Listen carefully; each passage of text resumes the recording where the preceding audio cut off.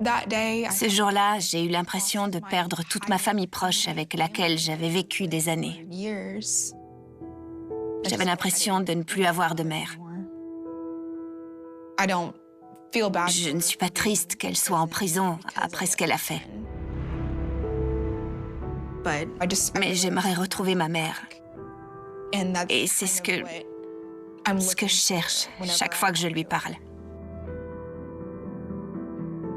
Bonjour, maman. Tu m'entends? Oui. Juste une question. Est-ce qu'elle tentait de t'échapper? C'est pour ça qu'elle était sur la terrasse? Peut-être. Oui. Elles ont souffert, d'après toi? Je suis vraiment désolée, ma puce. Elle a ôté deux vies qu'elle ne pourra jamais ramener. Et ça, personne ne pourra l'oublier ou le lui pardonner.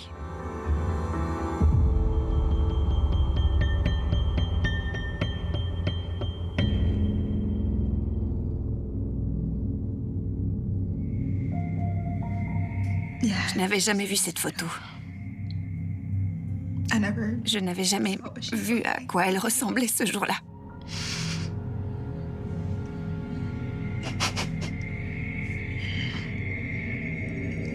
Elle a l'air vide.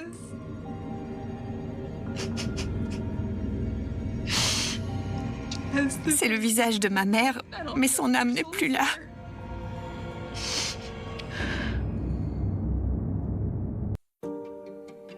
J'ai vécu à Hot Springs, dans l'Arkansas, une grande partie de ma vie. Ma petite enfance a été heureuse.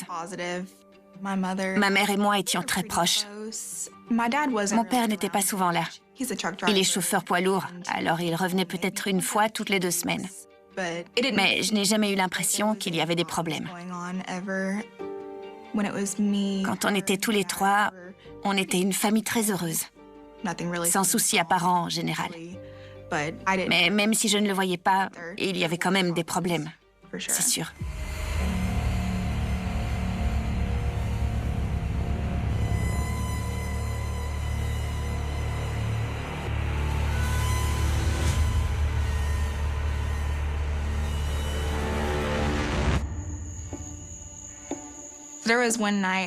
Un soir, je m'occupais de mon côté comme une enfant normale.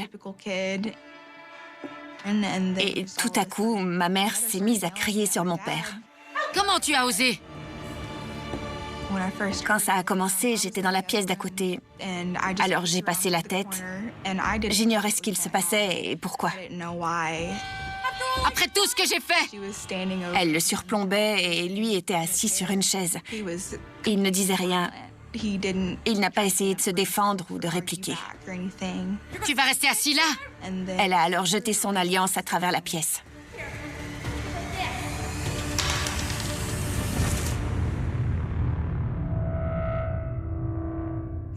Ça m'a fait un peu peur. Quand j'ai vu le visage de ma mère à ce moment-là, ce n'était plus du tout le même. Je n'avais jamais vu cette expression. J'étais très troublée et en colère contre elle, parce que je ne l'avais jamais vue comme ça, être méchante avec mon père, pour quoi que ce soit. Je ne comprenais pas. Lève-toi! Lève-toi et va-t'en! Dégage! Plus tard, ma mère m'a dit qu'elle avait découvert la liaison de mon père avec une autre femme, qui attendait en plus un enfant de lui. J'étais sous le choc. Elle en voulait à cette femme. Et elle commençait à ruminer sur le fait qu'elle et mon père étaient faits l'un pour l'autre et que rien au monde ne pourrait les séparer. C'est là que ma mère a commencé à être obsédée par la liaison de mon père avec l'autre femme. Et ça n'a fait qu'empirer à partir de là.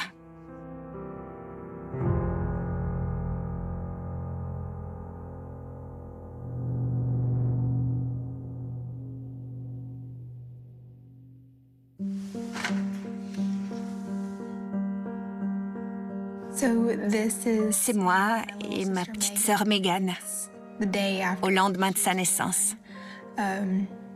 Ça devait être la toute première fois que je la tenais dans mes bras. J'étais extatique. J'ai vu mon père marcher dans le couloir avec ma petite sœur dans les bras et un immense sourire sur le visage. C'était une très belle journée. J'avais environ 9 ans et demi sur cette photo. J'avais toujours rêvé d'avoir un frère ou une sœur. Et j'étais prête pour l'avenir. C'est ce que j'ai eu en tête toute la journée, ce jour-là.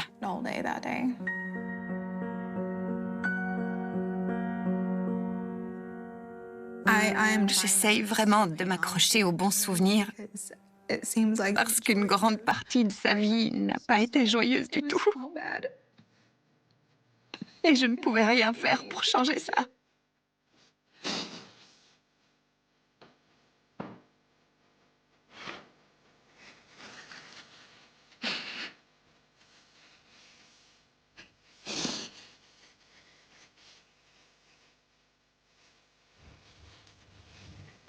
Pardon.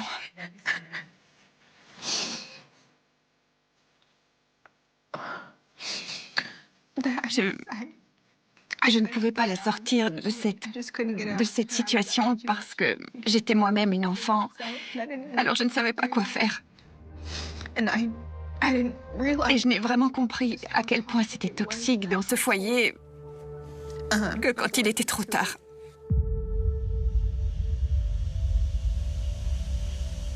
Après la naissance de ma sœur, ma mère m'a révélé qu'elle avait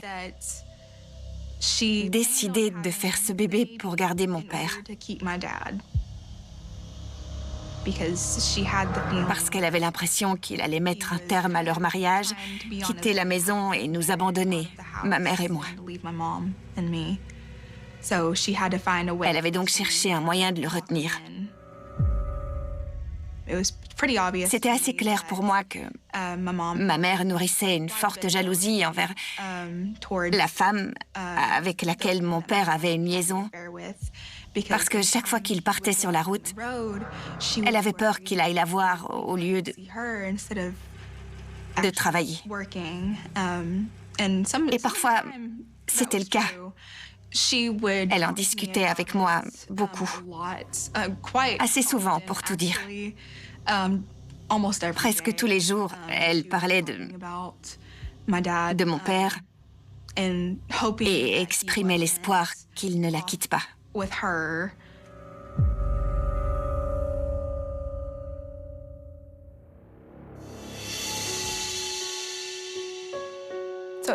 Un an après la naissance de ma sœur, je m'occupais dans ma chambre, comme d'habitude. Soudain, elle déboule en larmes et s'assoit sur mon lit avec moi. Elle m'explique que mon père a plus ou moins officialisé la chose, genre « Je m'en vais, je ne t'aime plus ». Il ne l'aimait plus vraiment depuis ma naissance, mais il était resté pour moi. Pour ma mère, c'était l'autre femme qui avait ruiné son mariage. C'est un monstre! Cette autre femme voulait éloigner mon père de sa famille pour le garder auprès d'elle. Sur le coup, je voulais la consoler. Maman, je ne savais pas comment faire, j'étais toute jeune. Je savais qu'elle était bouleversée et que ce n'était pas juste de sa faute. Mais l'expression sur son visage s'est transformée. Elle va comprendre ce que ça fait. Elle s'est mise à parler de l'autre femme. Je vais la remettre à sa place. Et de ce qu'elle allait faire pour se venger d'elle et lui faire du mal. Elle m'a dit qu'elle avait eu l'idée de jeter une grosse boîte de clous dans son allée. La colère et la violence de ma mère s'intensifiaient. Faut bien que quelqu'un le fasse. Les paroles de ma mère me faisaient très peur, parce que malgré ce qui s'était passé avec mes parents et cette histoire d'adultère, j'avais toujours considéré ma mère comme une personne aimante et attentionnée. incapable de faire du mal à autrui en aucune manière. Alors l'entendre préparer sa vengeance, est-ce que c'est vraiment elle? Elle venait me voir presque tous les jours pour se plaindre. Elle tournait en boucle sur l'idée de lui faire du mal. Et ça me faisait très peur, pour être honnête. Je me demandais ce qui allait se passer.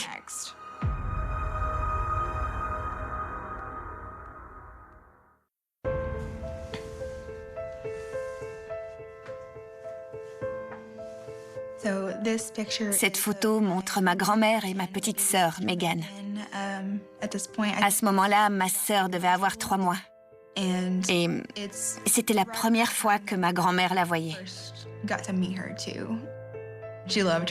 Elle aimait sa nouvelle petite fille. Et elle voulait garder un bon souvenir des moments passés avec ce bébé.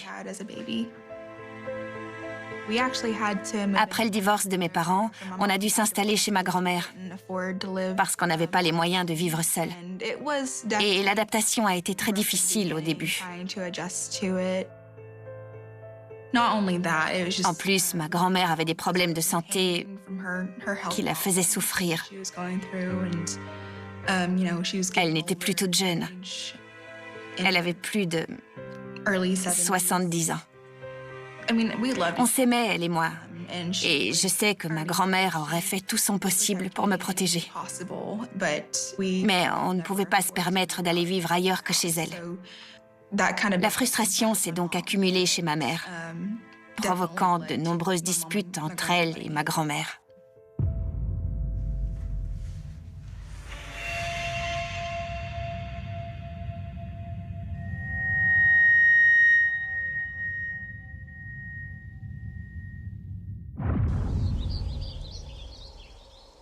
Ma sœur n'a pas eu une enfance formidable à cause de ma mère qui cédait à sa colère, qui la punissait, lui donnait des fessées, lui criait dessus. C'était quotidien. On peut aller jouer? Je suis occupée. Ma mère refusait d'aller la regarder jouer dehors. Elle remettait toujours à plus tard, genre « Va t'asseoir, prends des jouets, regarde la télé, mais ne me dérange pas et ne m'énerve pas. » Ma mère donnait toujours l'impression d'être à cran. Et tout ce que faisait Megan l'agaçait. Elle lui criait tout le temps dessus. Qu'est-ce que j'ai dit à propos des jouets sur la table? On marchait toujours sur des œufs parce que ma mère était en permanence énervée et en colère. Arrête de faire du bruit! Quand elle s'en prenait à nous, elle ne plaisantait pas. Et je détestais voir ma sœur subir tout ça. Je faisais très attention de ne pas dire à ma mère quelque chose qui pourrait la contrarier, surtout pour éviter qu'elle se déchaîne sur moi. Et toi? J'avais peur de ma mère, à tel point que je n'étais plus du tout à l'aise dans la maison parce que je ne savais pas comment ma mère allait réagir.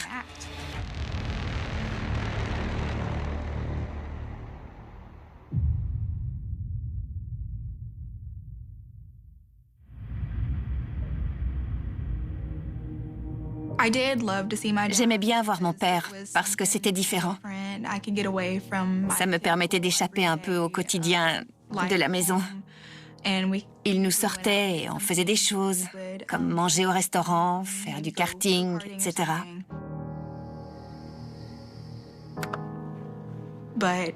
Mais je redoutais le retour à la maison parce que pendant toute la soirée, ma mère me posait des questions sur lui. C'était comment? Vous avez fait quoi? Est-ce qu'il a parlé de moi? Qu'est-ce qu'il a dit? De quoi vous avez parlé? De rien. C'était une journée entre un père et ses filles. Alors on ne parlait pas d'elle. Et ça la rendait vraiment enragée, je dirais. Elle tournait en boucle. Bonne nuit.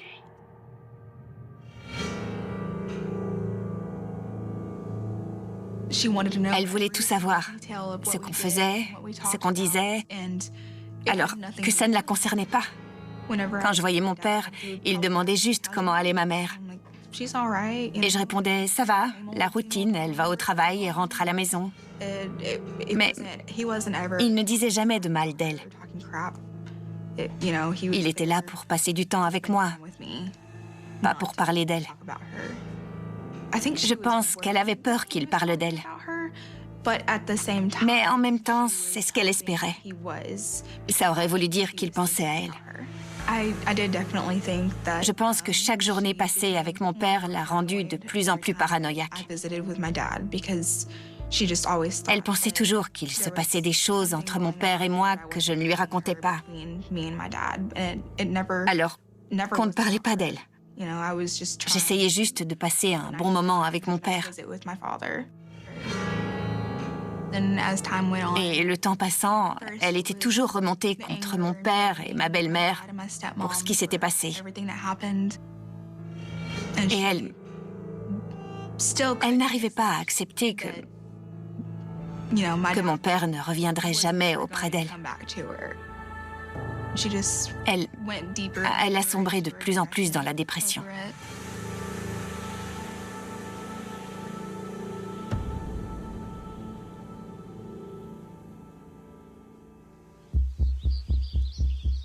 On avait décidé de fêter l'anniversaire de Meghan dans un petit parc en ville. Mon père était invité, mais je ne pensais pas qu'il viendrait avec ma belle-mère. Tout l'après-midi, mon père n'a parlé qu'à ma belle-mère, ce qui a beaucoup énervé ma mère.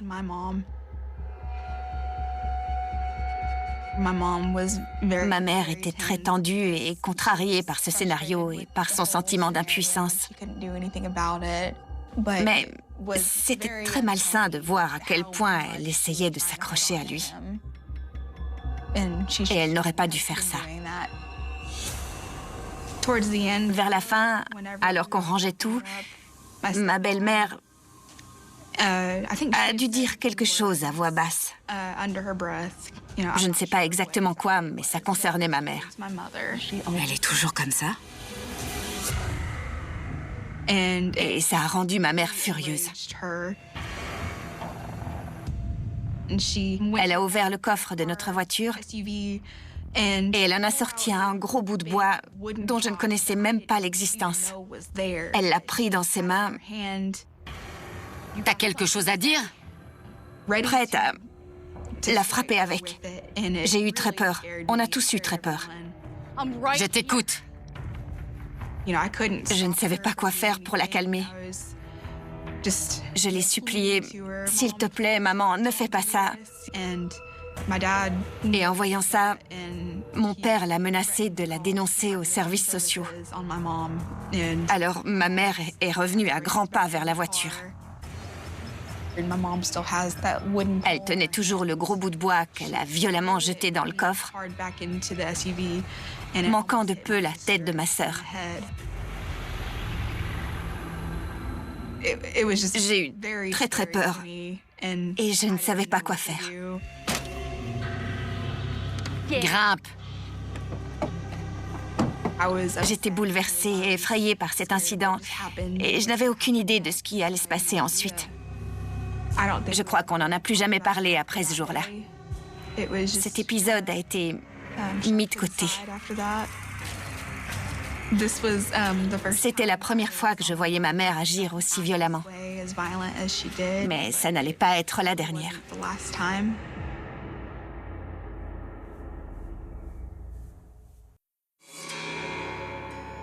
Ma mère a fini par sortir avec d'autres hommes.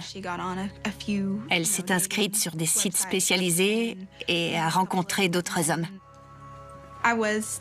J'étais heureuse qu'elle tente de se concentrer sur autre chose que mon père et qu'elle ne passe pas son temps à la maison. Ma mère trouvait que l'état de santé et les douleurs de ma grand-mère s'aggravaient. Alors, je me suis retrouvée à m'occuper d'elle tous les soirs, chaque week-end. T'es jolie? Depuis quelque temps, j'avais un petit copain que je n'avais pas vu en dehors du lycée depuis plusieurs semaines.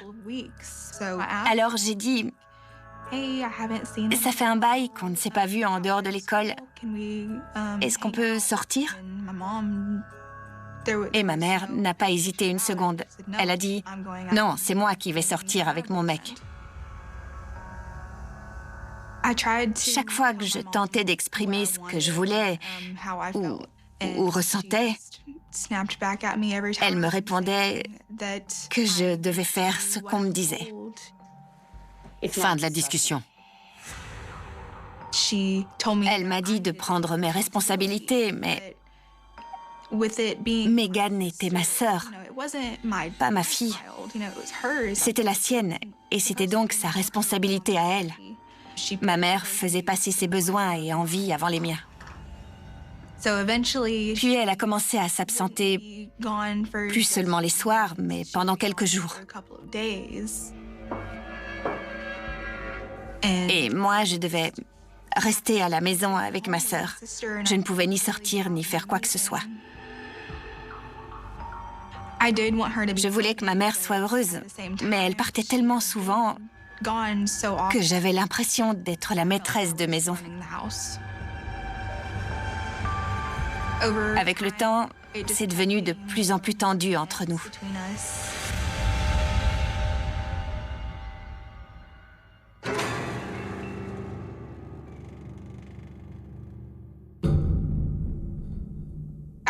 Au bout d'un moment, ma grand-mère et moi étions d'accord sur le fait qu'il devait sortir de nos vies.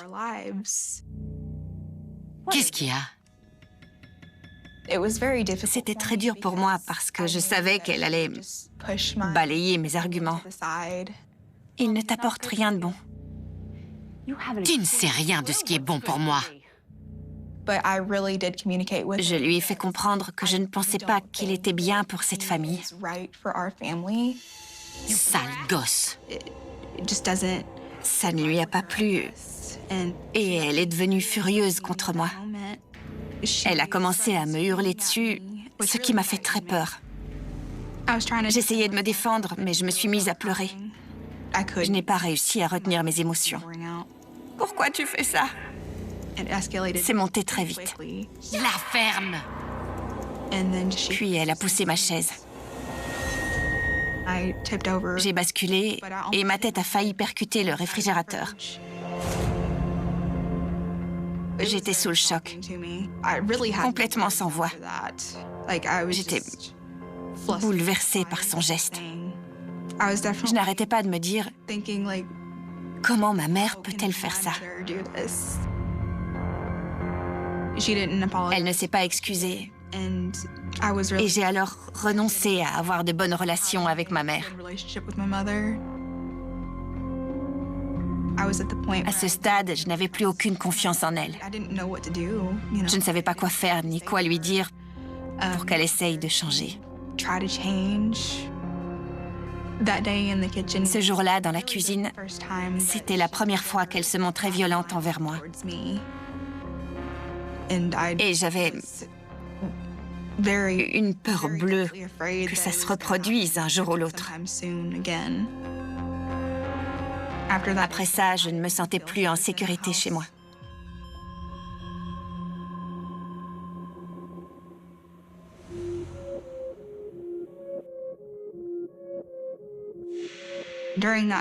Pendant la période où elle était absente, c'était très calme dans la maison. Il n'y avait que moi et ma grand-mère. J'allais au lycée tous les jours, puis je rentrais. Ma sœur me manquait, bien sûr, mais dans l'ensemble, c'était très chouette. Je suis restée avec ma grand-mère pendant 2 semaines. Quand ma mère est revenue, j'étais un peu déçue.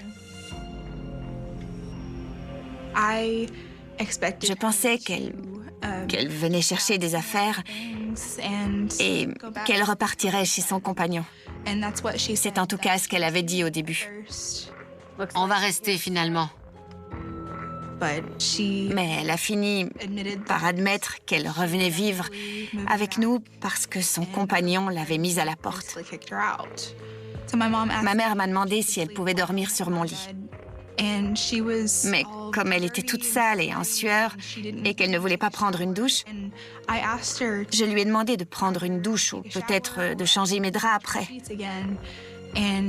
Et ça l'a immédiatement rendue folle de rage. Comment tu oses me parler comme ça? Tu ne veux pas aider ta propre mère. Hé! Regarde-moi quand je te parle. En gros, c'était « Pourquoi t'as dit ça? Pourquoi tu me traites comme ça? Va donc vivre avec ton père. » Et franchement, ça faisait mes affaires. Je rêvais de partir, alors j'ai commencé à préparer ma valise. C'est une des rares fois où je me suis opposée à elle. Hé! Et elle n'a pas aimé ça. Écoute-moi, c'est à toi que je parle. Elle était tellement en colère qu'elle a attrapé une bouteille de bière vide qui se trouvait sur la table. Elle l'a soulevée au-dessus de ma tête en menaçant de me frapper avec. Vas-y! À ce moment-là, j'ai eu tellement peur qu'elle me fasse quelque chose. Je ne savais pas quoi faire, mais je voulais pas rester pour le savoir. C'est ça! Cours! Sors d'ici! Sans un mot! Je savais que cette maison était un lieu très toxique dont je devais sortir. J'avais 18 ans et aucune obligation de continuer à vivre avec elle. J'ai donc saisi cette opportunité de partir sans aucun regret.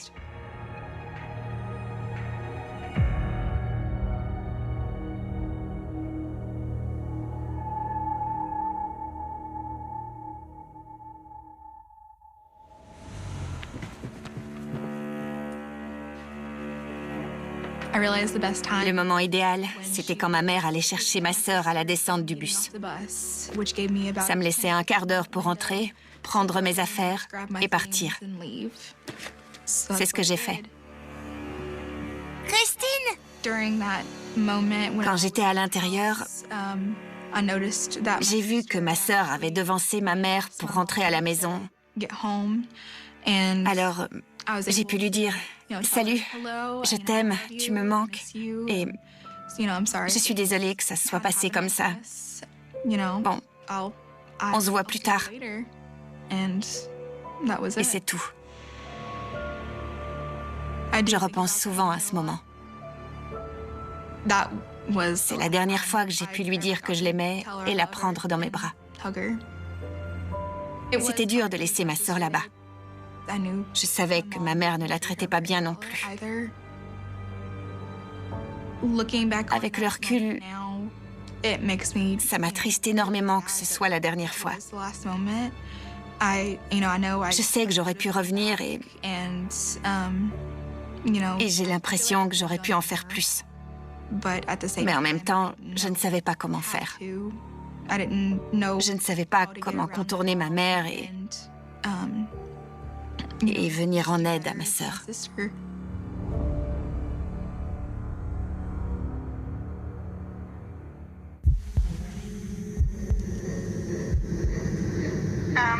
Je tiens à dire ceci. Dieu n'aime pas les mariages qui s'arrêtent. Quand on se marie, c'est pour la vie. D'accord? Ton père et moi sommes séparés depuis 7 ans. Parce que une femme s'est mise entre nous. D'accord? Elle est le diable. C'est l'attitude d'une personne qui ne m'est pas familière. Je me suis dit que je devrais peut-être enregistrer ça au cas où il arriverait quelque chose et qu'on ait besoin d'une explication ou d'éléments pour comprendre ce qui avait mené à ce qui se passerait, même si j'ignorais que ça se produirait le lendemain.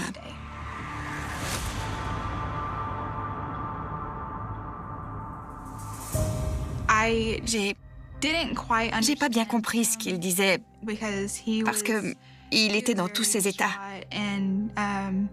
Il a dit, tu dois aller chez ta grand-mère tout de suite.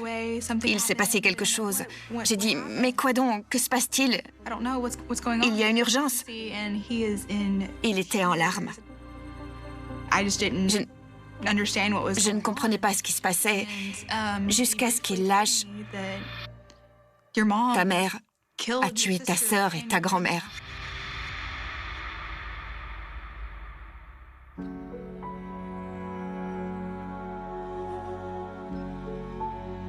À ce moment-là, j'ai perdu toute sensation. Dans un premier temps, je n'y ai pas cru. Je me suis dit, est-ce que je rêve? J'ai l'impression de fondre. Je ne ressens plus rien. Je ne pense plus qu'à ça. Je crie et je pleure parce que je ne comprends pas comment tout ça a pu arriver. J'appelle alors mon père pour lui dire ce qui s'est passé, que ma mère a tué ma sœur et ma grand-mère. Et je n'avais jamais entendu mon père pleurer avant ce jour-là. Et je déteste avoir dû le lui annoncer.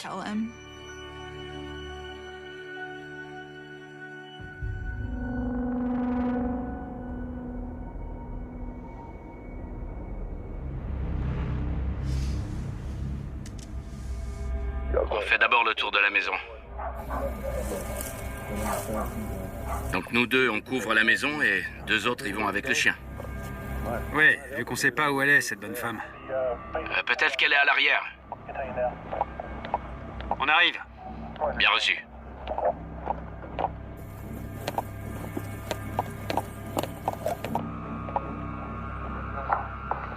Ok, je passe devant. Attention.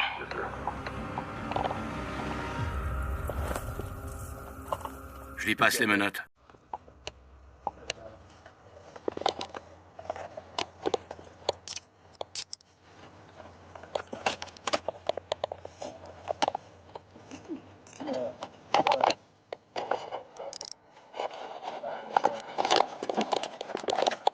Vous avez quelque chose sur vous? Oui, je n'avais jamais vu ces images. Bon, levez-vous. On voit qu'il y a du sang partout sur elle. C'est... Oui. Je ne pensais pas voir ça. Après avoir commis son acte, elle est allée au sous-sol pour essayer d'incendier la maison. Apparemment, elle avait toute sa tête. Elle semblait suivre un plan et cherchait certainement à effacer ses traces. J'ai jamais été menottée de ma vie. Va falloir vous y faire.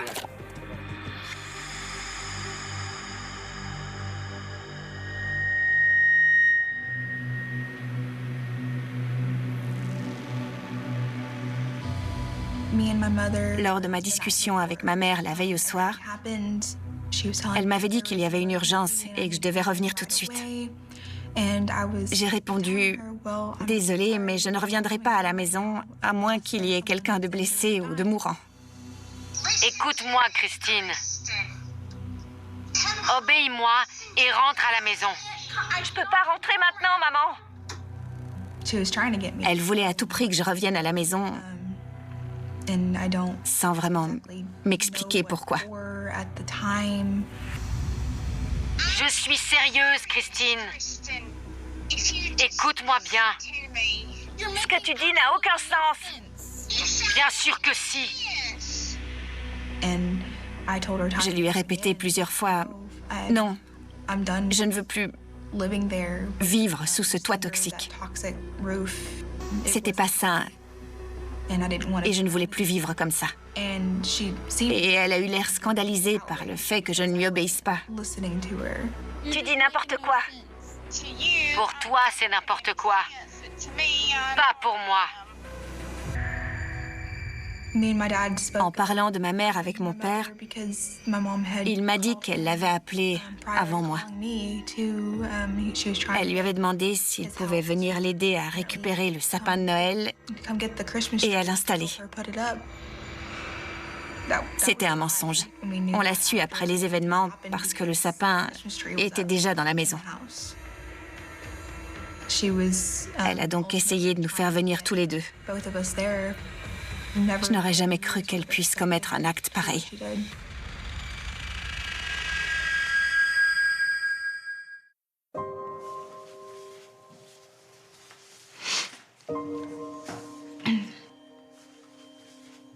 C'est une photo des funérailles. J'avais imprimé 2 photos. Ma préférée que j'avais prise de ma sœur et la seule photo correcte que j'ai pu trouver de ma grand-mère. Ce jour-là a été très éprouvant pour moi parce que j'étais là pour leur dire adieu. Tout le monde était là pour ça, mais je n'avais pas eu la chance de pouvoir leur dire adieu. Il y avait beaucoup de gens que je ne connaissais pas, alors j'étais très mal à l'aise. Heureusement, j'avais ma famille près de moi. Ça m'a aidé à gérer un peu mieux ce moment. Ça a été vraiment très dur.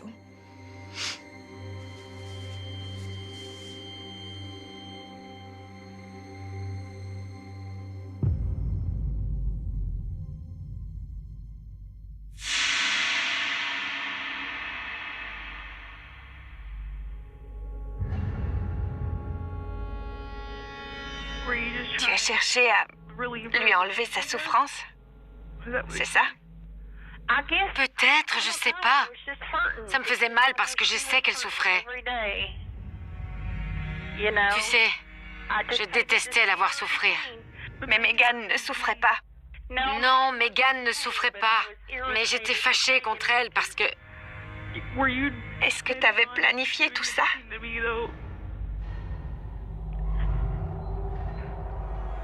Je sais pas. C'est venu comme ça, Christine. Pourquoi tu voulais que je vienne la veille?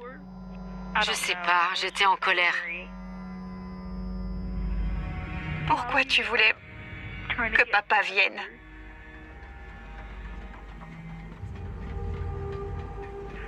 J'espérais me remettre avec lui, je sais pas. Je l'aime toujours.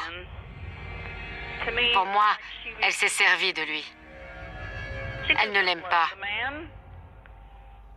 Tu sais? Elle a ruiné ma vie, Christine. Elle m'a pris tout ce qui comptait pour moi.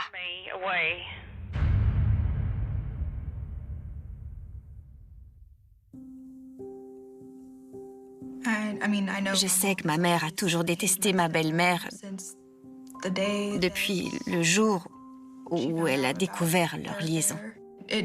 Ça ne rimait à rien de revenir là-dessus. Alors que tout ce que je voulais, c'était faire le deuil de ma sœur et de ma grand-mère.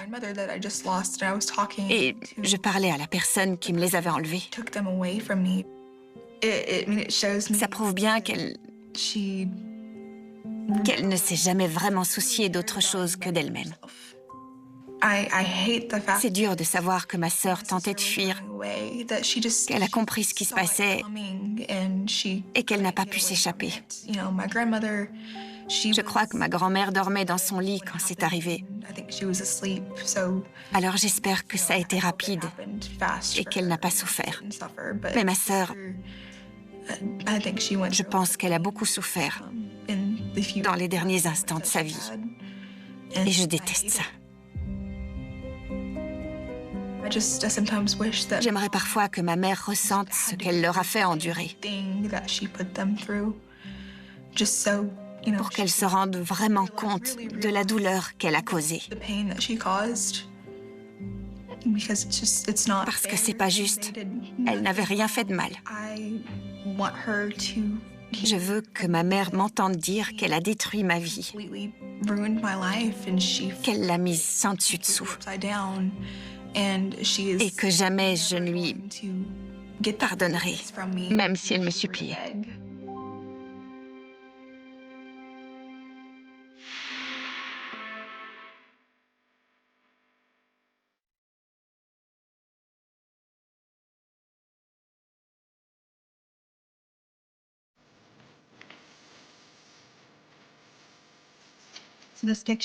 C'est une photo de moi avec ma petite sœur. Ça devait être le premier jour de maternelle pour ma sœur. Et pour moi, le premier jour du lycée.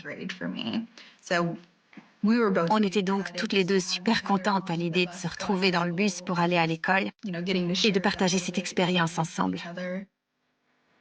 Oui, on était très heureuses.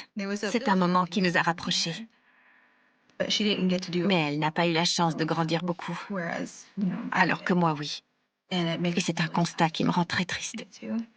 C'est difficile de se remémorer ces instants maintenant qu'elle est partie. Mais en même temps, on était heureuses à ce moment-là. Et j'aurais voulu que ça dure. J'ai l'impression qu'on a raté plein de choses. Si je pouvais revenir en arrière et lui parler une dernière fois, je lui dirais que je l'aime des dizaines de fois avant de ne plus pouvoir le faire. Elle était pleine de vie et on la lui a enlevée.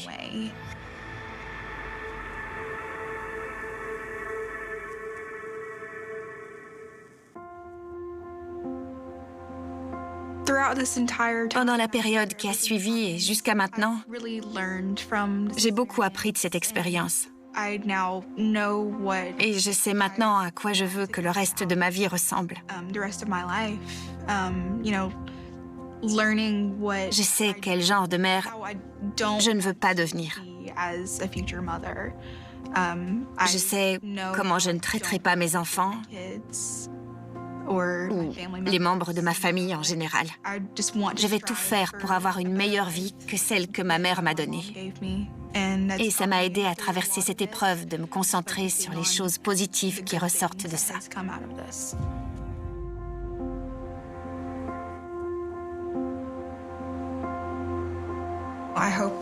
J'espère que les gens qui vont regarder cette interview essaieront de faire un peu plus attention à leurs proches et de s'assurer qu'ils vont bien.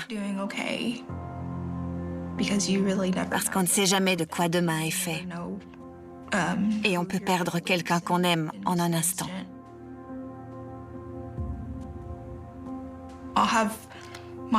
Il y a des jours où j'ai un peu plus de chagrin que d'autres. Et je ne peux pas le prédire. Ça arrive quand ça arrive. Mais je sais que je vais m'en sortir et que je vais avoir une bonne vie, malgré ce qui m'est arrivé. Je vais tout faire pour.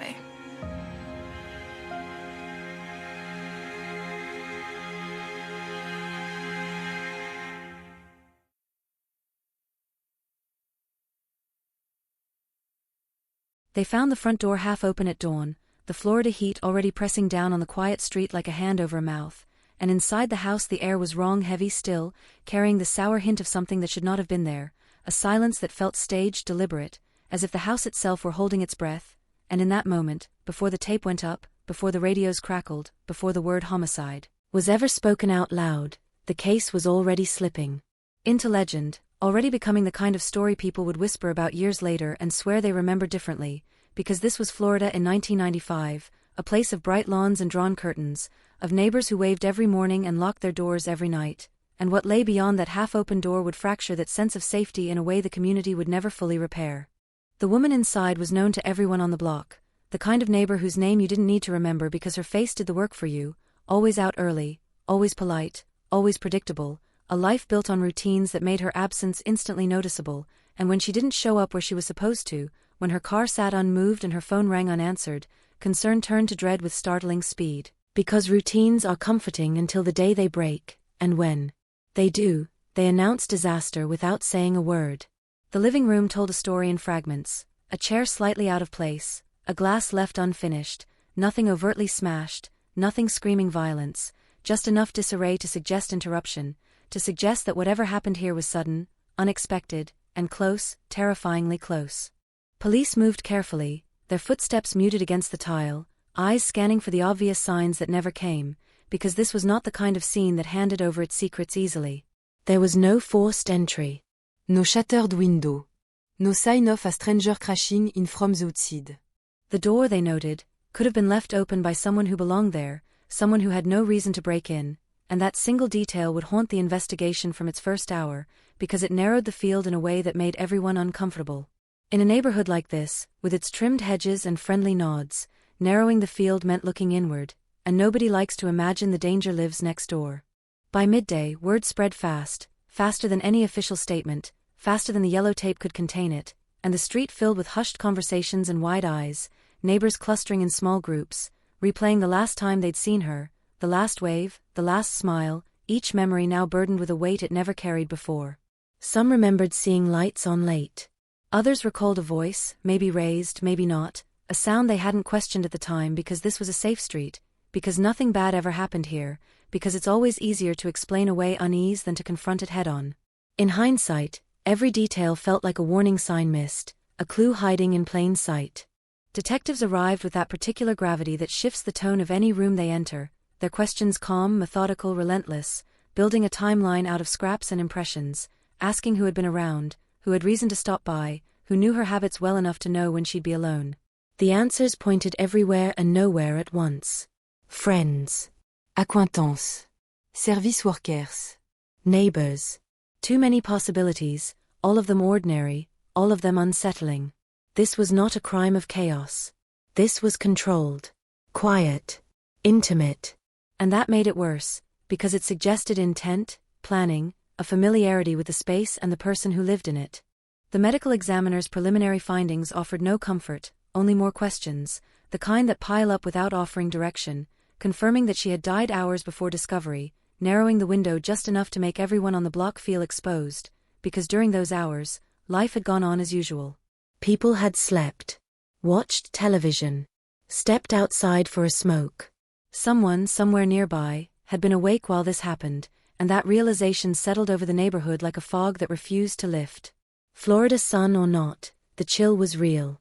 As investigators canvassed door to door, notebooks filling with observations that seemed insignificant on their own, a pattern began to form, not of evidence but of proximity.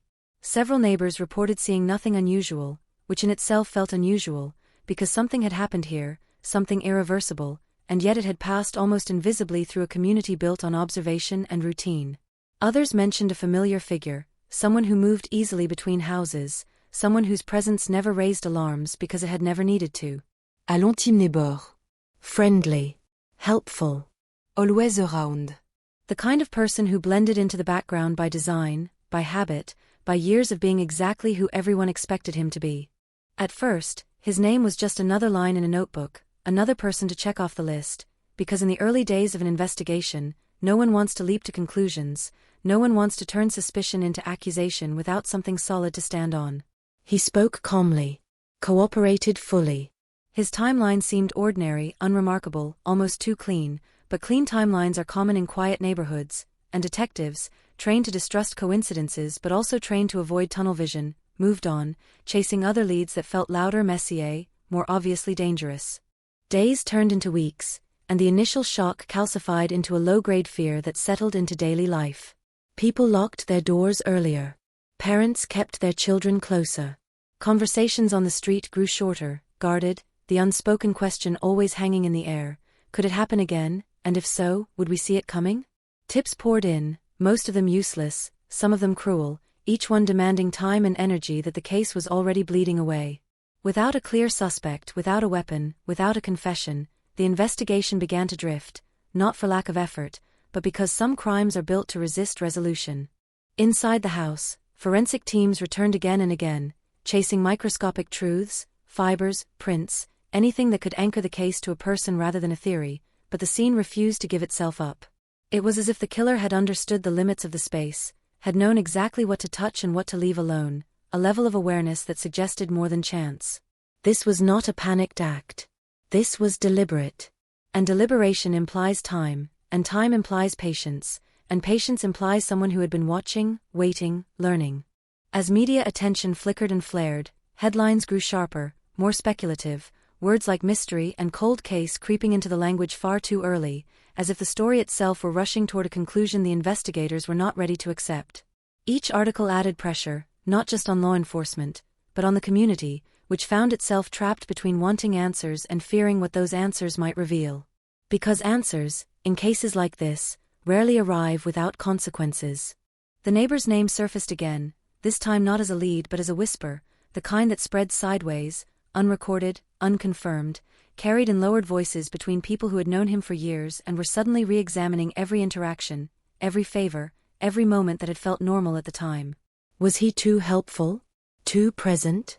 Or was this just fear talking, turning familiarity into suspicion because the alternative, that a stranger had slipped in and out unseen, felt even more terrifying?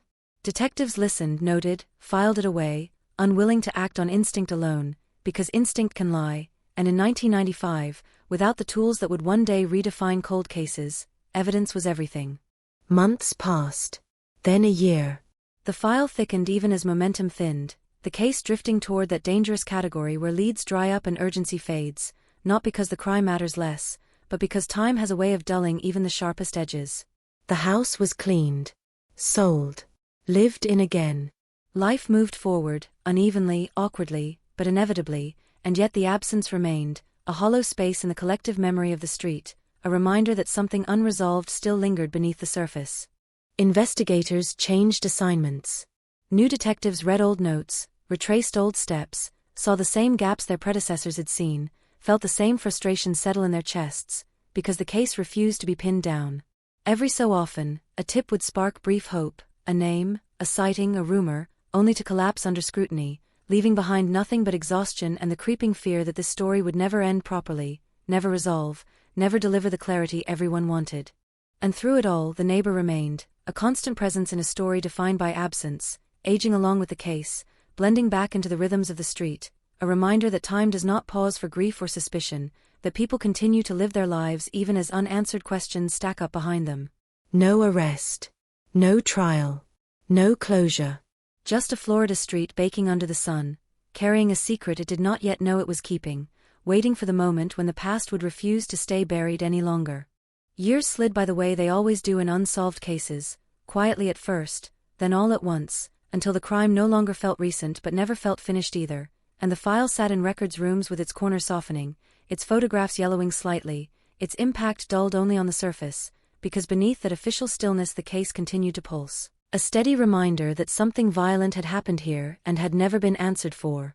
Detectives who had worked it early carried it with them, mentioning it in passing, bringing it up late at night over stale coffee, because some scenes don't let go once you've walked through them, and this one, with its half-open door and its careful silence, had carved itself into memory. The neighborhood learned to live with the weight of it, adapting in small, almost invisible ways, routines adjusted, trust rationed, the street lights feeling harsher than before, less welcoming, more interrogative, as if every shadow now asked a question it never had to ask before. New families moved in, unaware at first of what had happened, then aware in the vague way people are aware of bad history, something you hear about secondhand, stripped of immediacy, turned into a story that sounds unreal until you stand in the exact spot where it unfolded. The older residents noticed the difference immediately, the way newcomers laughed a little louder, walked a little looser, before the truth settled in and the street absorbed them into its cautious rhythm. Inside law enforcement, the case drifted toward that uncomfortable middle ground, not active, not closed, technically open but practically stalled, revisited only when manpower allowed or when a tip arrived that felt, for a moment, like it might finally be the one. Those tips were unpredictable, arriving in bursts, then drying up completely, anonymous calls claiming insider knowledge, letters hinting at secrets, half-formed confessions that collapsed under questioning, each one demanding attention because ignoring the right lead could mean missing justice forever. Most of them went nowhere. A few raised eyebrows, prompted follow-ups, short-lived spikes of hope that ended the same way they always did, with disappointment and more unanswered questions. The neighbor's name, though never formally elevated to suspect, refused to disappear entirely. It resurfaced in different contexts, at different times, carried forward by subtle inconsistencies that never quite crossed the threshold into evidence. Someone mentioned an argument years earlier, something small, easily dismissed, but now remembered differently. Someone else recalled seeing him near the house at an odd hour, a memory that had seemed meaningless until it wasn't. Each recollection arrived wrapped in doubt, colored by hindsight, by the human tendency to retrofit suspicion onto the familiar once safety has been breached. Detectives catalogued it all, careful not to let speculation harden into bias, but equally careful not to ignore patterns simply because they were uncomfortable. In the late 90s, forensic science was advancing, but slowly, unevenly, and many of the tools that would one day redefine cold cases were still theoretical, still confined to research papers and conference rooms. Evidence collected at the scene had been preserved, labeled, stored away, its potential locked behind limitations no one could yet overcome. The hope always was that time would eventually become an ally rather than an enemy, that new methods would breathe life into old samples, that patience would pay off where urgency had failed. For now, all they could do was wait, watch, and keep the file alive. The victim's absence continued to ripple outward, touching people in ways that never made the news. Birthdays passed without her. Holidays came and went, leaving behind the quiet ache of someone missing from the table. Friends aged, moved away, passed on, taking their memories with them, shrinking the pool of first-hand recollections investigators could draw from. Each year that passed took something with it, a detail, a voice, a possibility, and the clock became a silent antagonist, relentless, indifferent, impossible to stop. Occasionally, a detective would drive through the neighborhood on an unrelated call and feel that familiar pull, the instinct to slow down, to look, to imagine the scene again as it had been that first morning, to ask silently what had been missed. Those moments rarely led to breakthroughs, but they reinforced a truth everyone involved understood: this was not just a file number. This was a life interrupted, a community altered, a question still hanging in the air, unanswered because the answer had never been obvious. As the new millennium approached, the case was formally classified as cold, the term carrying a finality that felt premature to those who had lived with it from the start. Cold did not mean forgotten, not exactly, but it did mean dormant, waiting for something external to reignite interest. That something could be a confession, a mistake, a technological leap, or the slow erosion of a conscience. Investigators knew that time had a way of loosening tongues, of turning secrets into burdens too heavy to carry forever. They also knew that relying on that hope meant accepting a long, uncertain wait. The neighbor continued his life in parallel, aging as the case aged, his presence on the street as unremarkable as ever, which, paradoxically, made him harder to assess. There were no dramatic changes, no sudden moves, no visible cracks, just the steady continuation of routine, a constancy that could be read as innocence or as something more calculated, depending on where suspicion landed. Law enforcement watched from a distance, constrained by the same lack of evidence that had always defined the case, unable to act, unwilling to accuse without cause. Then, years later, a small shift occurred, subtle enough that it barely registered outside investigative circles, a development in forensic analysis that reopened conversations about what might still be possible with the evidence on hand. It wasn't a breakthrough, not yet, but it was enough to prompt a review, a quiet re-examination of materials long thought exhausted. Boxes were pulled from storage. Logs were checked. Samples were reassessed with fresh eyes and updated protocols. The process was methodical, painstaking, the kind of work that rarely makes headlines but lays the groundwork for everything that follows. As technicians revisited the physical remnants of the crime, detectives revisited the human landscape, re-interviewing witnesses where possible, tracking down people who had once been peripheral, hoping that time had shifted perspectives, sharpened memories, or reduced fear. Some conversations yielded nothing new. Others produced details that had never seemed important enough to mention before, small behaviors, fleeting interactions, now recontextualized by decades of distance. Memory is unreliable, but it is also persistent, and sometimes what survives longest are the moments that never quite made sense. The neighbor was interviewed again, years after his first statement, the questions familiar but the context changed, the passage of time adding a different pressure, a different texture to the exchange. He remained calm, consistent, his answers aligned with what he had said before, but investigators noted the strain beneath the surface, the subtle defensiveness, the careful phrasing, details that might have meant nothing or might have meant everything. Without corroboration, without physical proof, those impressions remained just that, impressions, filed away alongside everything else. Outside, the world moved on, crime stories rising and falling in public consciousness, newer tragedies replacing older ones, but for those tied to this case, the sense of unfinished business never faded. It lingered in quiet moments, in empty offices, in the spaces between questions that had no answers yet. This was the nature of cold cases, their cruelty and their power, the way they refused to resolve themselves, the way they waited patiently for the smallest crack to appear.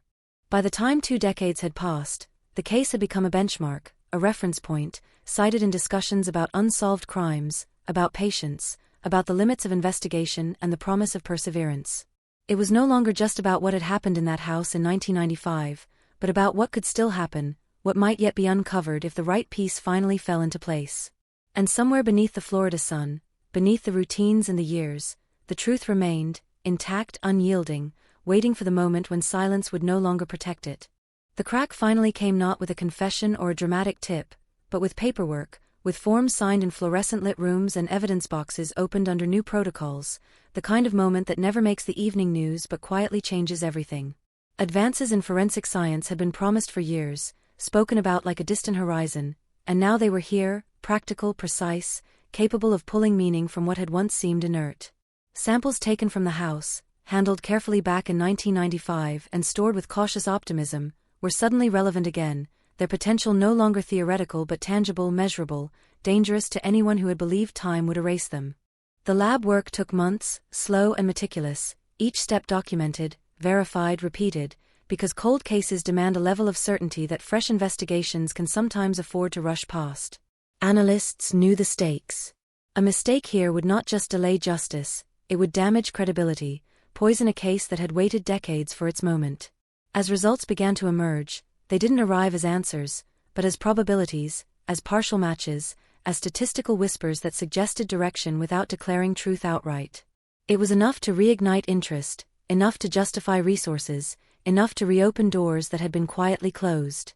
Detectives reconvened, some veterans returning out of personal investment, others newcomers encountering the case for the first time, bringing fresh skepticism unburdened by years of frustration. The file was spread across tables again, timelines reconstructed, relationships re-examined with a sharper lens, because what had once seemed ordinary could now be re-evaluated in light of new possibilities. Patterns that had felt too thin to pursue before were no longer dismissed so easily.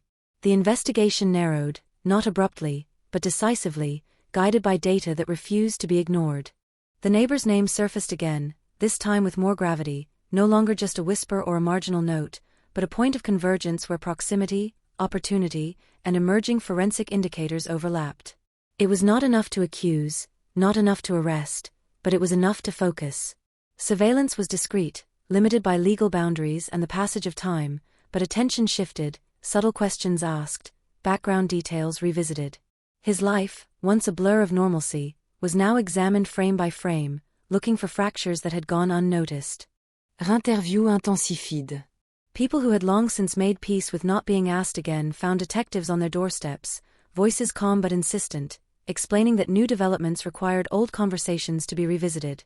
Some reacted with relief, others with irritation, a few with visible fear, because reopening the past meant reopening emotions that had been carefully buried.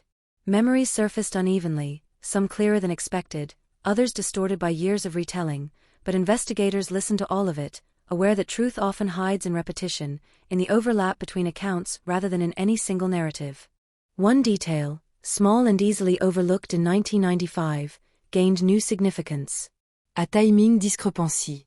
A neighbor's recollection of seeing someone where they shouldn't have been, at an hour that no longer aligned cleanly with the accepted timeline. On its own, it meant nothing. Paired with lab results suggesting contact that had never been explained, it began to matter. The investigation tightened, its focus sharpening, the sense growing that the case was no longer drifting but moving slowly, deliberately, towards something concrete. The longtime neighbor was approached again, this time with a different tone, the casual familiarity of earlier interviews replaced by professional distance. He noticed the change immediately. People always do. Questions were more specific. Clarifications were requested. Old statements were read back to him, discrepancies highlighted, not as accusations, but as invitations to explain. He did carefully, his answers measured, consistent on the surface, but the room felt heavier, charged, the air thick with the unspoken understanding that this was no longer routine. Investigators watched closely, noting the pauses, the deflections, the moments where memory seemed to falter not from age, but from pressure. None of it was enough, not yet, but combined with forensic indicators, it justified further steps. Search warrants were considered, debated, delayed, because the margin for error was thin and the consequences enormous. Decades had passed. Any move made now had to be right. As legal strategies took shape, the community remained largely unaware, the work happening quietly, intentionally shielded from public view to protect its integrity. To the outside world, the case was still cold, still unsolved, a relic of another era. Inside the investigation, momentum was building, cautious but undeniable. Each piece added weight, each confirmation reducing the room for doubt.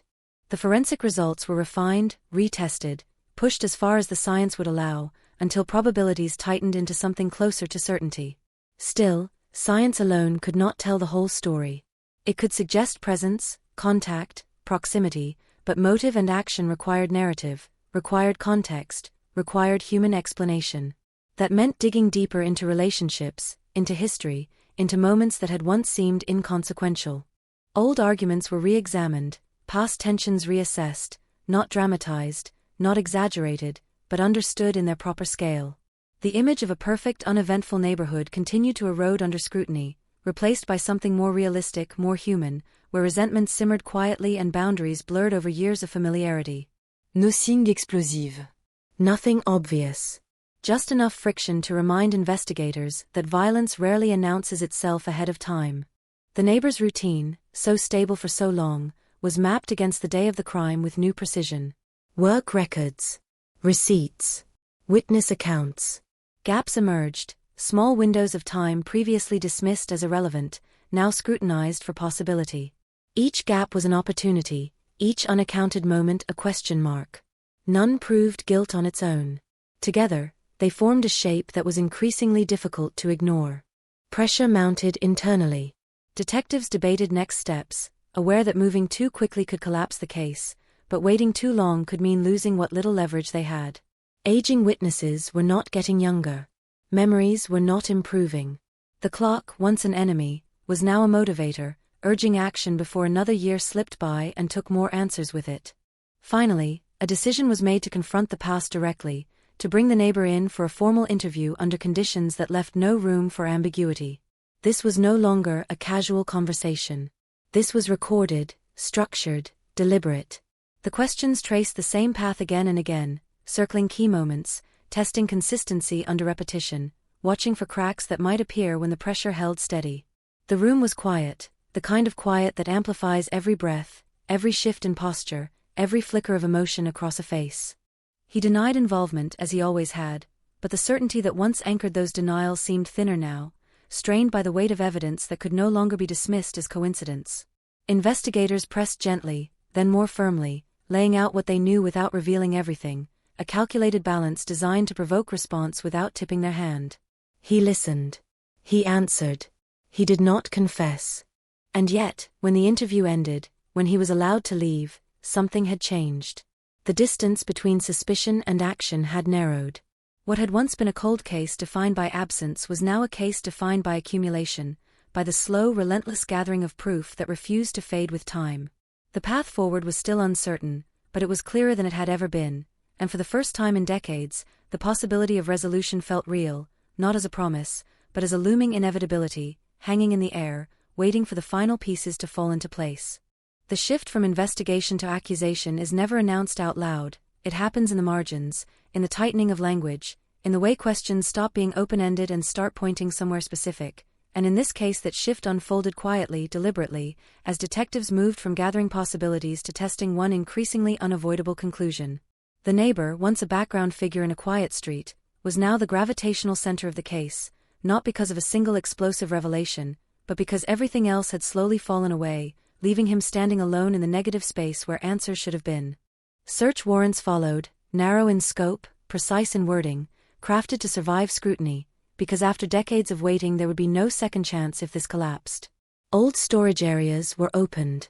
Boxes untouched for years were pulled into the light.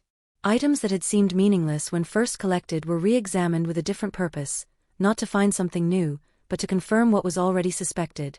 The process was methodical, almost reverent, as if everyone involved understood that this was the closest the case had ever come to speaking for itself.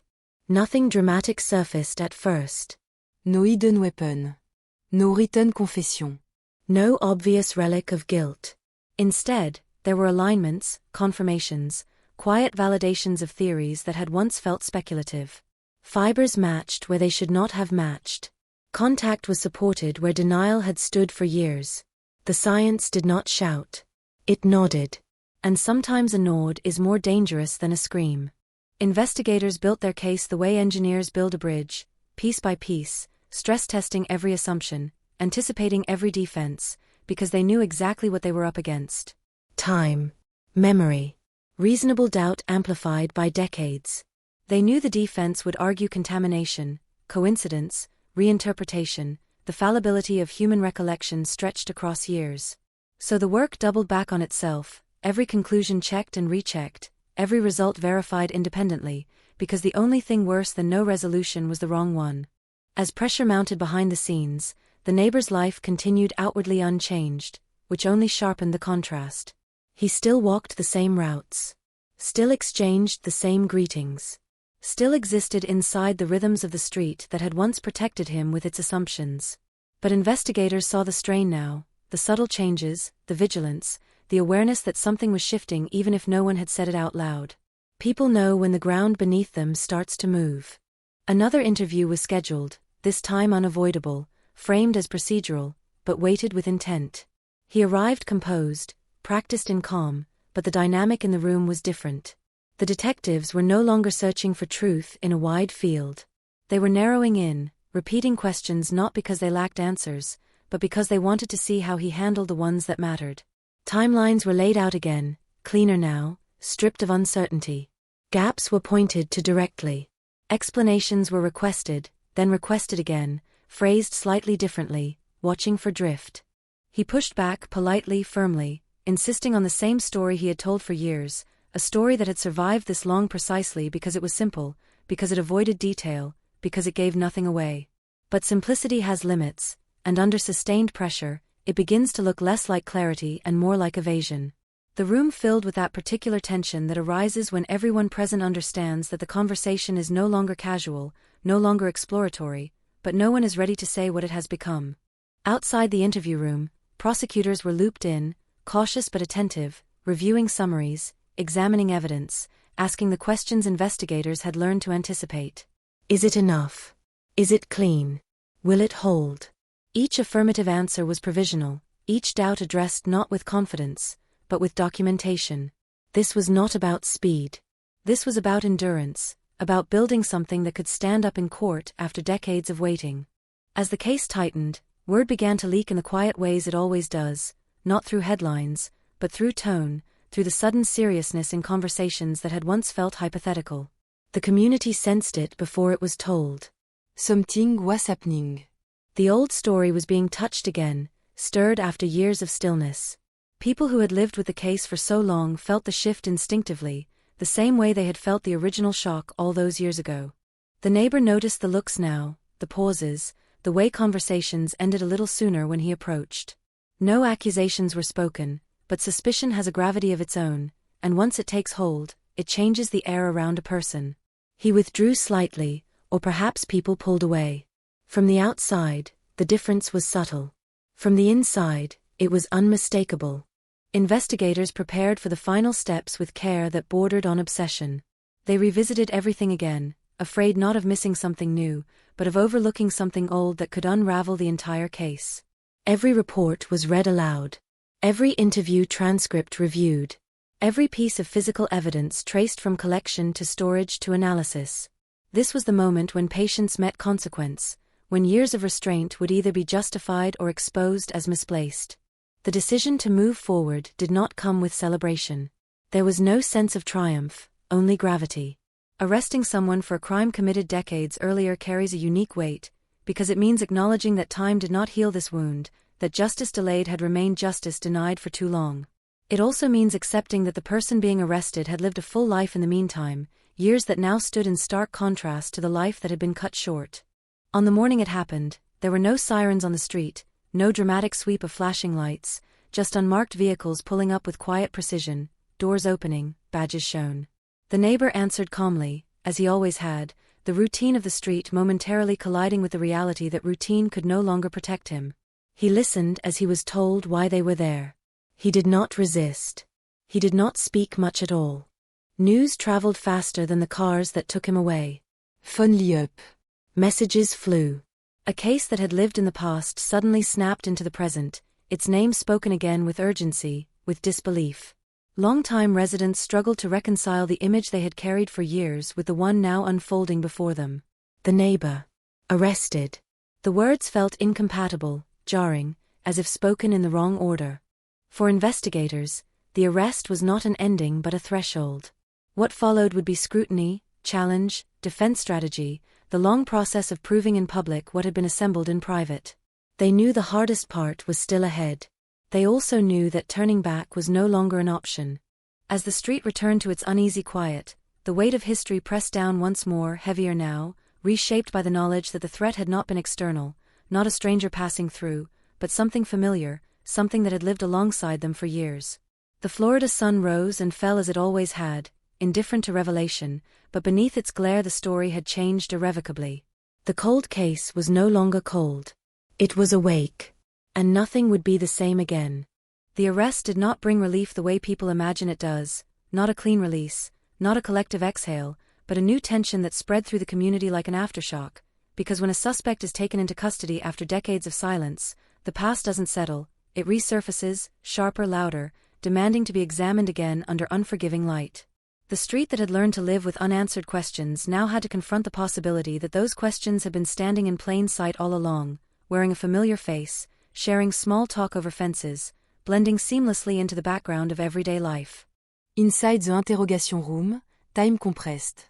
The neighbor sat across from detectives who had prepared for this moment for years, their tone controlled, their approach deliberate, knowing that pressure applied too quickly could fracture the case they had worked so carefully to build. This was not about intimidation. This was about gravity. About laying out the weight of what had been uncovered and letting it settle. The room was neutral, almost sterile, but the history between them filled every inch of space, decades of denial meeting the present moment head-on. They began with the basics, identity, confirmation, formalities that felt absurd given the magnitude of what hung between them, then moved steadily toward the core, revisiting the day of the crime with a precision that left no room for improvisation. Times. Locations. Movements.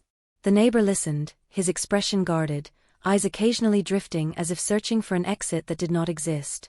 When he spoke, his words were careful, clipped, offering as little as possible without refusing outright. He had practiced this restraint for years. It showed. Detectives presented fragments of the case incrementally, never all at once, never revealing the full scope of what they had, watching closely for reactions, for shifts in posture, for the subtle tells that often betray internal conflict. When forensic findings were mentioned, not in detail, just enough to signal their existence, a flicker crossed his face, gone almost immediately, but noted. When timelines were tightened, when gaps were named explicitly, his answers grew shorter, more defensive, the calm beginning to fray at the edges. He denied involvement, repeatedly, emphatically, insisting that he had been misremembered, misunderstood, unfairly targeted because he had been nearby, because proximity had been mistaken for guilt. It was a familiar defense, one investigators had anticipated, because it contained a kernel of truth. Proximity alone prouve nothing. But this case was no longer about proximity alone. It was about convergence, about multiple lines of evidence intersecting in ways that were increasingly difficult to dismiss as coincidence. Outside the room, prosecutors monitored developments closely, advising restraint, urging patience, because an interrogation is not a performance, not a race to a confession, but a process that unfolds over time, sometimes across multiple sessions. They knew that even without a confession, the case could proceed, but they also understood the power of words spoken voluntarily, the way they can anchor evidence in narrative, transform data into accountability. As hours passed, fatigue set in, subtle but undeniable. The neighbor's posture sagged slightly. His voice lost some of its controlled steadiness. Small contradictions began to emerge, not dramatic reversals, but shifts in emphasis, in phrasing, details that no longer aligned perfectly with earlier statements. Investigators circled these gently, returning to them from different angles, watching as the effort required to maintain consistency increased. This was not a collapse. It was erosion. When the interview ended, it ended without resolution, without the cinematic release people expect, because real interrogations rarely provide that kind of closure. He was processed, held, prepared for the next stage. Detectives left the room with the quiet satisfaction of progress, tempered by the understanding that what came next would test every assumption they had made. News of the arrest exploded outward, no longer confined to local whispers, picked up by regional outlets, then national ones, the words cold case and shocking twist appearing side by side in headlines that struggled to convey the full weight of what had happened. Commentators speculated. Armchair analysts dissected timelines. Former neighbors were interviewed, their faces a mix of disbelief and retrospective certainty, memories reshaped by the new narrative taking hold. For the victims' remaining loved ones, the attention was both validating and painful, reopening wounds that had never fully healed, forcing them to relive moments they had spent years trying to move beyond. The arrest did not erase the loss. It reframed it, casting it in sharper relief, reminding them that justice, even delayed, carries its own emotional cost. Closure, they learned, is not a destination. It is a process, uneven and unpredictable. Defense attorneys moved quickly, constructing a strategy that leaned heavily on the passage of time, on the fragility of memory, on the inherent uncertainties of revisiting decades-old evidence. They questioned chain of custody. They challenged forensic interpretations. They argued contamination, coincidence, confirmation bias, every angle designed to widen the gap between suspicion and proof. This was expected. Prepared for. Investigators welcomed the scrutiny, confident in the redundancy they had built into the case. Pre-trial hearings became battlegrounds, each motion a test of the investigation's integrity. Evidence was dissected line by line. Witness credibility weighed against the erosion of years. Experts debated probabilities, margins of error, the limits of science when applied retroactively. It was dense, technical, far removed from the simplicity of the crime itself, but necessary, because justice at this stage demanded precision more than passion. As the legal process advanced, the community grappled with its own reckoning. Conversations shifted from shock to analysis, from disbelief to uneasy acceptance. People replayed interactions in their minds, searching for signs they might have missed, wondering how someone could live among them for so long, carrying what was now alleged to be such a devastating secret. Trust, once fractured again, this time not by the crime itself, but by the realization of how thoroughly it had been hidden. The house where it had all begun resurfaced in public consciousness, its address spoken again, its rooms reimagined through the lens of accusation. New occupants found themselves fielding questions they had never anticipated, living inside a space that history refused to release. Places remember, even when people try to forget, and this house had become a symbol of that stubborn memory. Inside the jail, the neighbor waited, days blending together, the routines of confinement replacing the routines of freedom he had maintained for so long. There were no cameras here, no audience, just the slow grind of anticipation, the knowledge that his life had irrevocably changed, that whatever happened next would define him more than any role he had played before. Silence, once his ally, now worked against him, amplifying every thought. For investigators, there was no victory lap, no sense of completion, only vigilance. They reviewed the case again and again, preparing for trial, anticipating challenges, refining arguments, because the standard they faced was not belief but proof beyond reasonable doubt. They knew that decades of patience could be undone by a single overlooked flaw, and they were determined not to let that happen. As the trial date loomed, the story shifted again, from investigation to judgment, from secrecy to spectacle, the cold case now fully alive, its details scrutinized by strangers far removed from the street where it had begun. Yet beneath the noise, beneath the analysis and debate, the core remained unchanged, a life lost, a question finally addressed, and a community forced to confront the unsettling truth that the most dangerous mysteries are often the ones closest to home. And as Florida heat pressed down on the courthouse steps, mirroring the weight it had applied all those years ago, the sense of inevitability grew stronger. Whatever the outcome, the silence that had protected the past was gone. The story had crossed a line from rumor to reckoning, and there would be no turning back. The trial did not begin with drama, but with procedure, with the measured cadence of a system that moves deliberately even when the emotions surrounding it threaten to surge out of control, and as jurors filed into the courtroom, many of them too young to remember 1995 as anything more than a date in a textbook, the past and present collided in a way that felt almost surreal. This was no longer a story whispered on a quiet street or buried in a filing cabinet. This was public. Formal. Unavoidable. A cold case, once defined by absence, now demanding judgment in real time. The prosecution opened by laying out the timeline as they saw it, not sensational, not theatrical, but precise, each moment placed carefully, like stones across a river, guiding the jury from routine to rupture without letting them lose their footing. They spoke of familiarity, of trust, of proximity that had once felt harmless and had later revealed its danger. They emphasized patience, not just of the investigation, but of the alleged act itself, suggesting a crime born not of impulse, but of opportunity carefully understood. The room was quiet as they spoke, the weight of decades settling into the present tense. The defense countered with restraint of their own, framing the case as an exercise in hindsight, a reconstruction vulnerable to distortion, arguing that time had transformed uncertainty into suspicion, coincidence into accusation. They reminded the jury that the defendant had lived freely for decades, uncharged, unconvicted, his life unfolding in plain view, and asked whether justice delayed could truly remain justice, or whether it risked becoming something else entirely. Doubt, they argued, grows in the gaps left by time. Witnesses took the stand one by one, their voices carrying fragments of a story that had once been lived, now remembered imperfectly. Some spoke with confidence, others hesitated, struggling to align their memories with the rigid structure of courtroom questioning. Dates blurred. Faces overlapped. Emotions surfaced unexpectedly, tears appearing where professionalism had been expected, because no amount of preparation can fully insulate a person from revisiting a moment that changed everything. The jury watched closely, tasked with weighing not just words, but credibility, intention, and the subtle signals that accompany both. Experts followed, their testimony dense, technical, anchored in charts and probabilities, explaining how evidence collected long ago could still speak with clarity today. They described methods that did not exist in 1995, tools that could extract meaning from what had once seemed silent.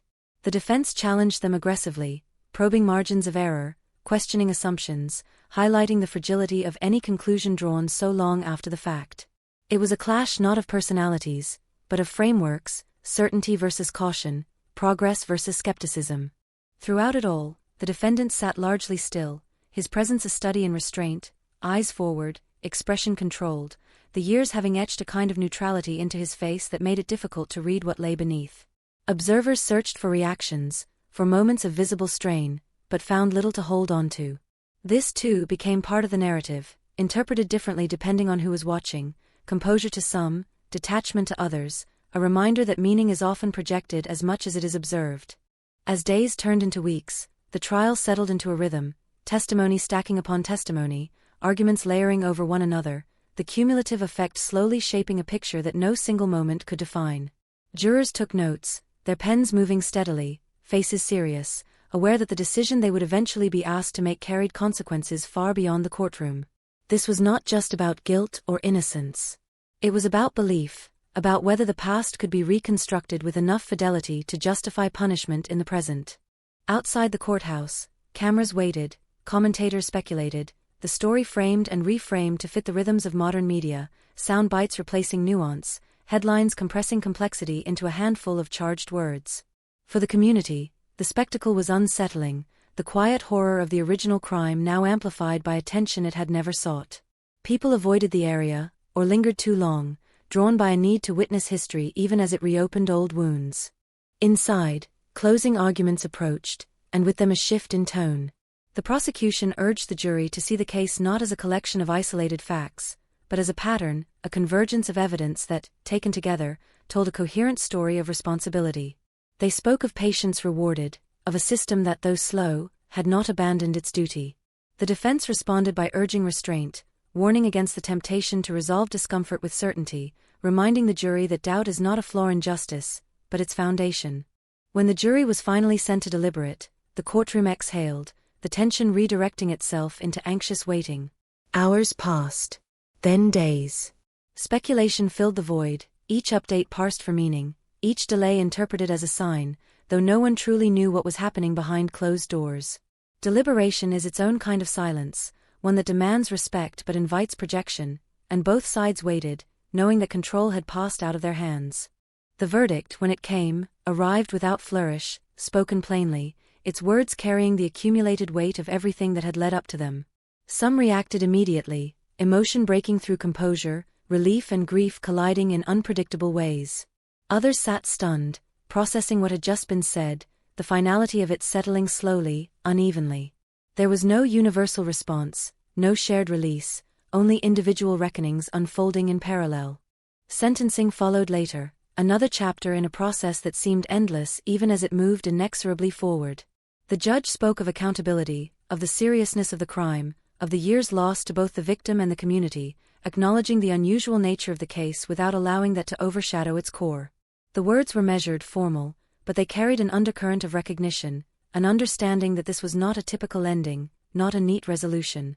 When it was over, when the courtroom emptied and the cameras packed up, what remained was a quiet that felt different from the silence that had defined the case for so long. This was not the silence of unanswered questions, but of answers that demanded to be lived with. For some, it brought a measure of peace.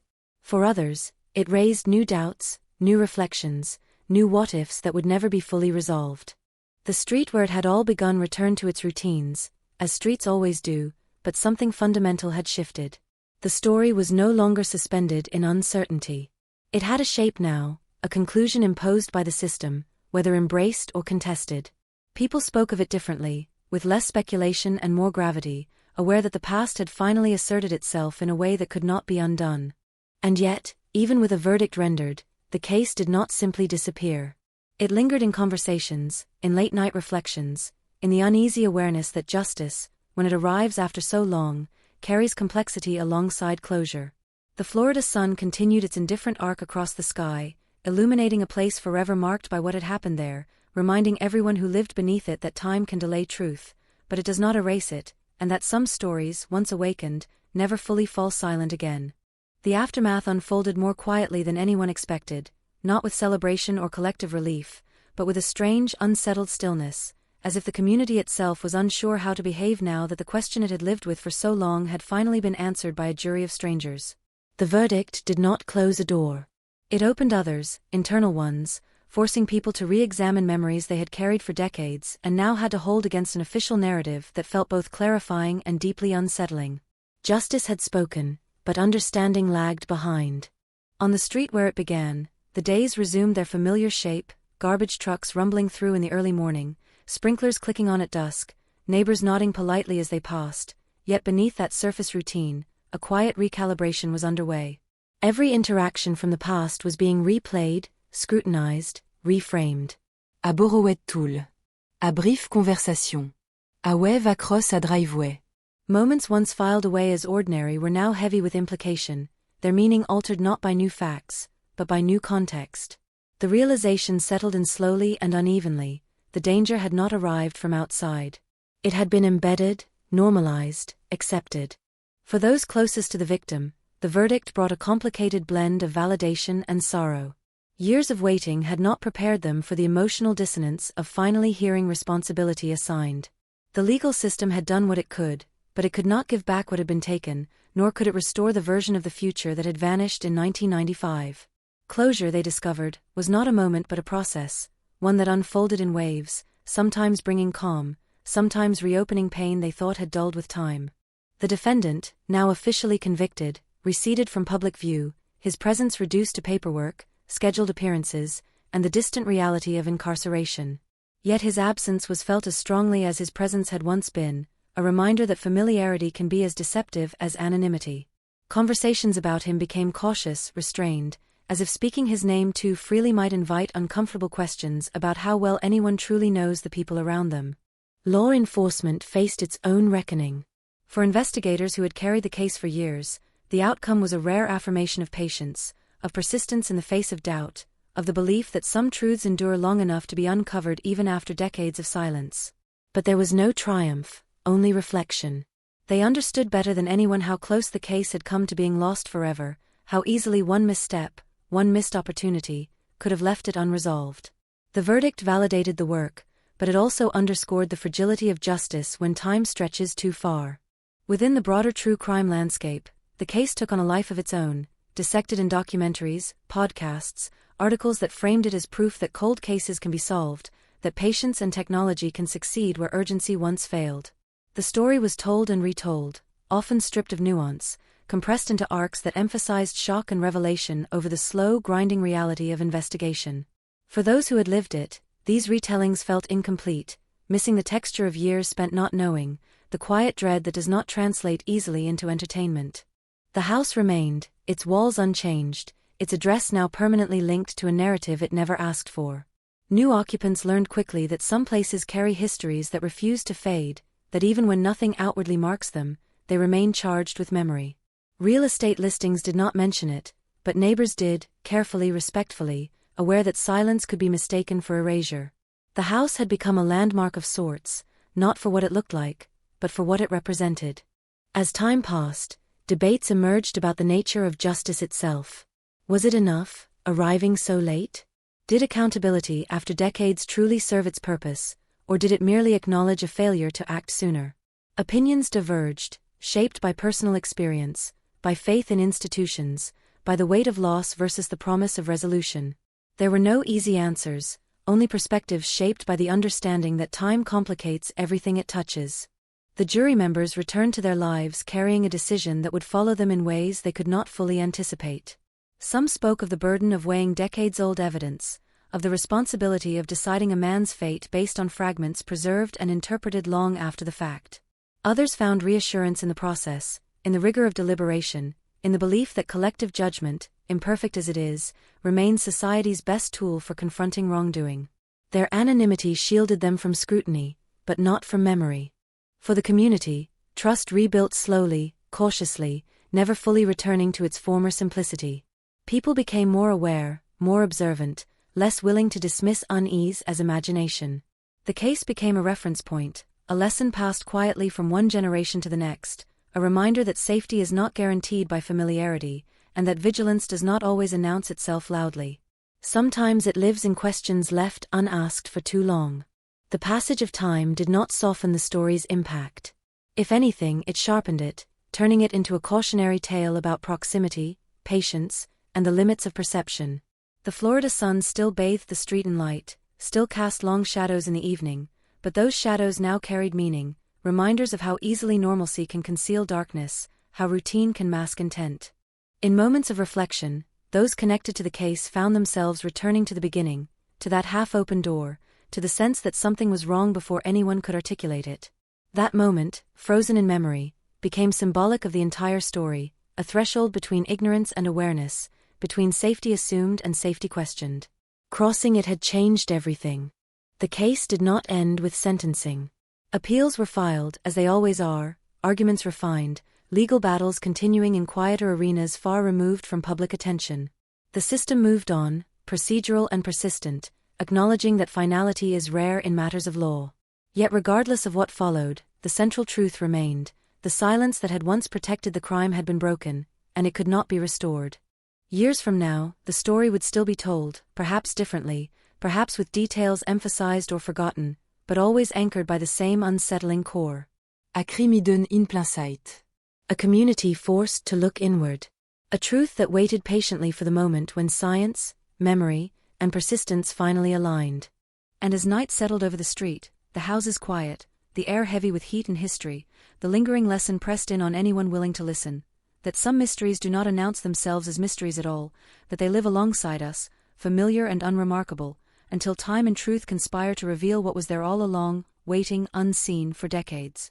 Time moved forward again, but it did so differently now, no longer dragging the case behind it like a shadow, no longer pulling unanswered questions through every season, because something fundamental had changed. The story had crossed from uncertainty into record, from suspicion into judgment, and yet the resolution did not erase its presence. Instead, it altered the way people carried it, transforming a living mystery into a permanent scar, one that shaped conversations, instincts, and the unspoken rules of a place that had learned, too late, what familiarity could hide. In the months following the verdict, the community settled into a quieter phase of reckoning, less visible, less dramatic, but no less intense.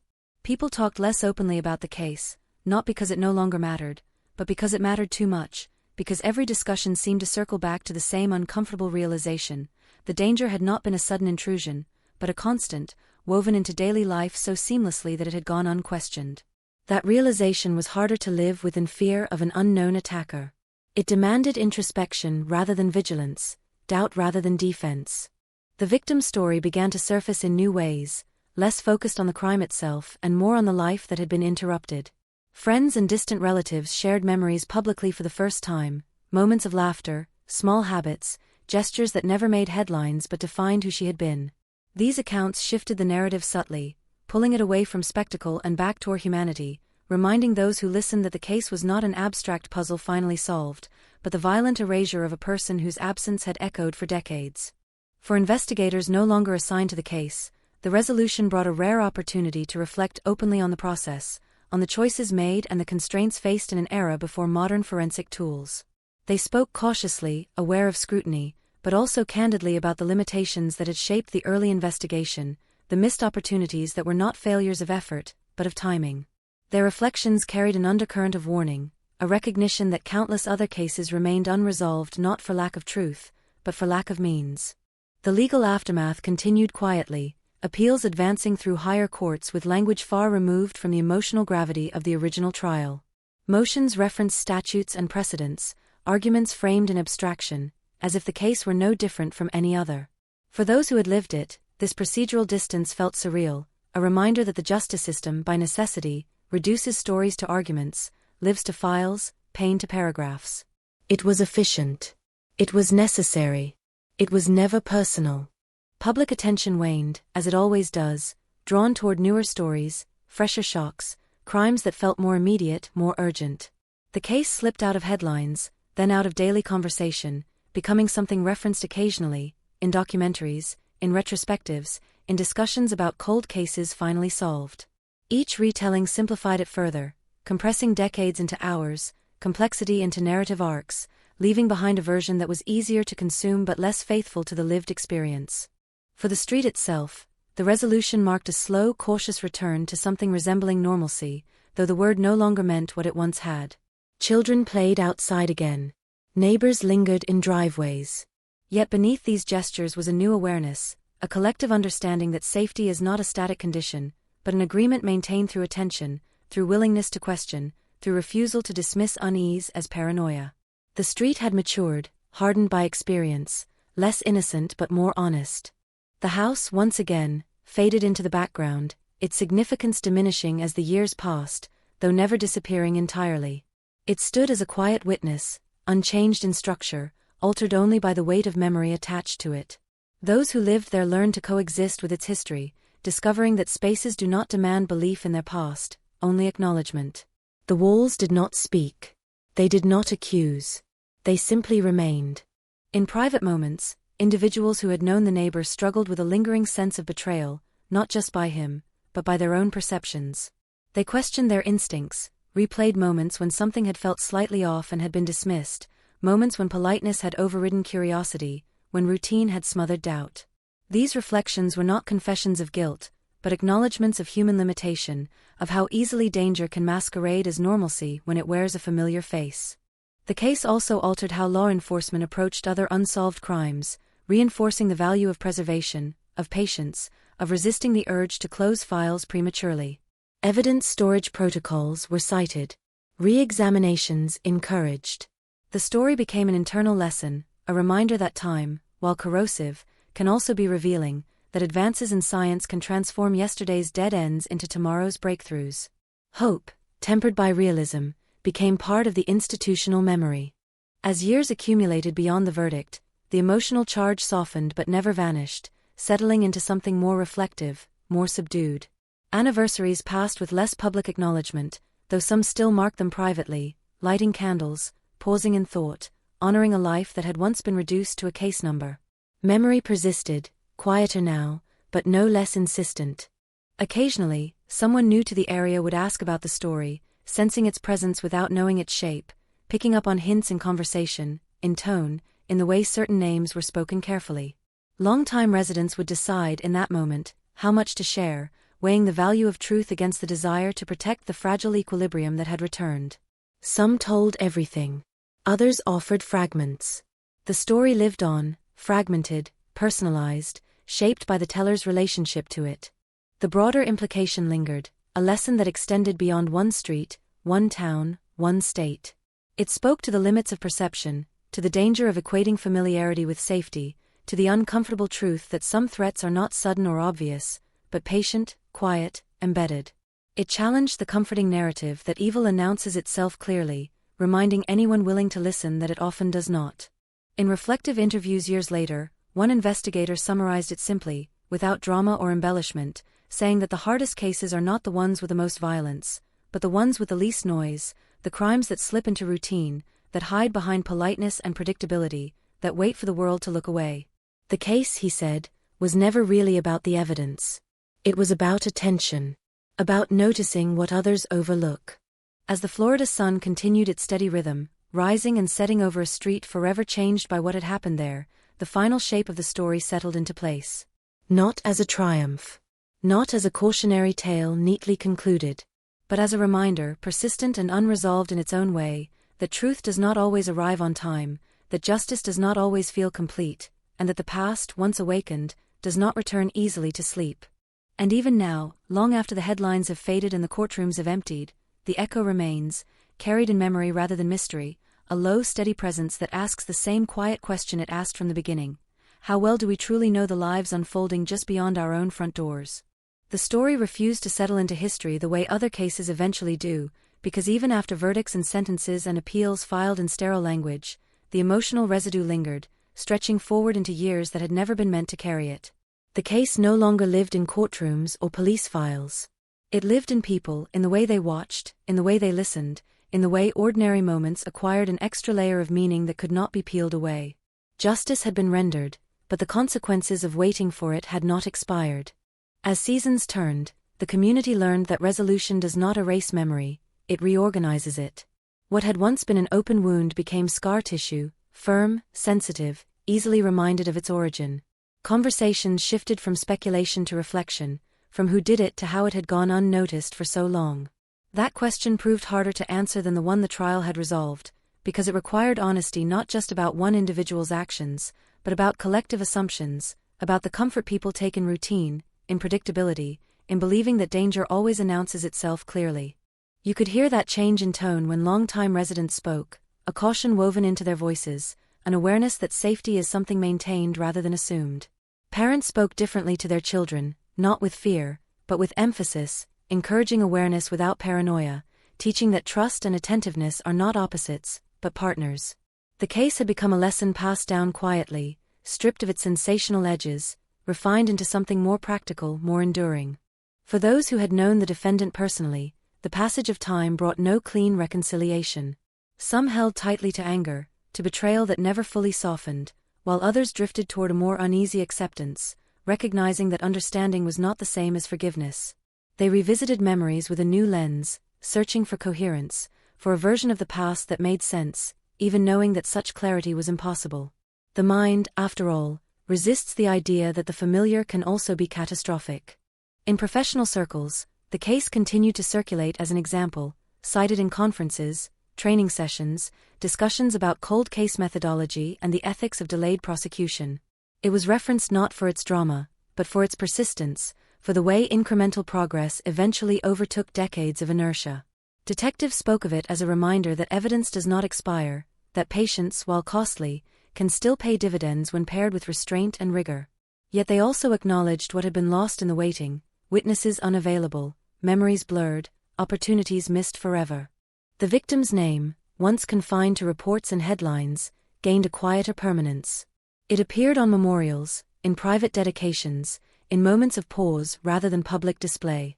Those who remembered her best understood that being known primarily through the lens of her death was a distortion, and they resisted it gently, persistently, sharing stories of her life that existed independently of the crime.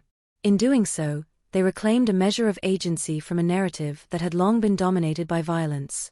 Every so often, new interest flickered, sparked by anniversaries or retrospective features, drawing attention back to the case with familiar language: solved cold case, shocking arrest, neighbor revealed.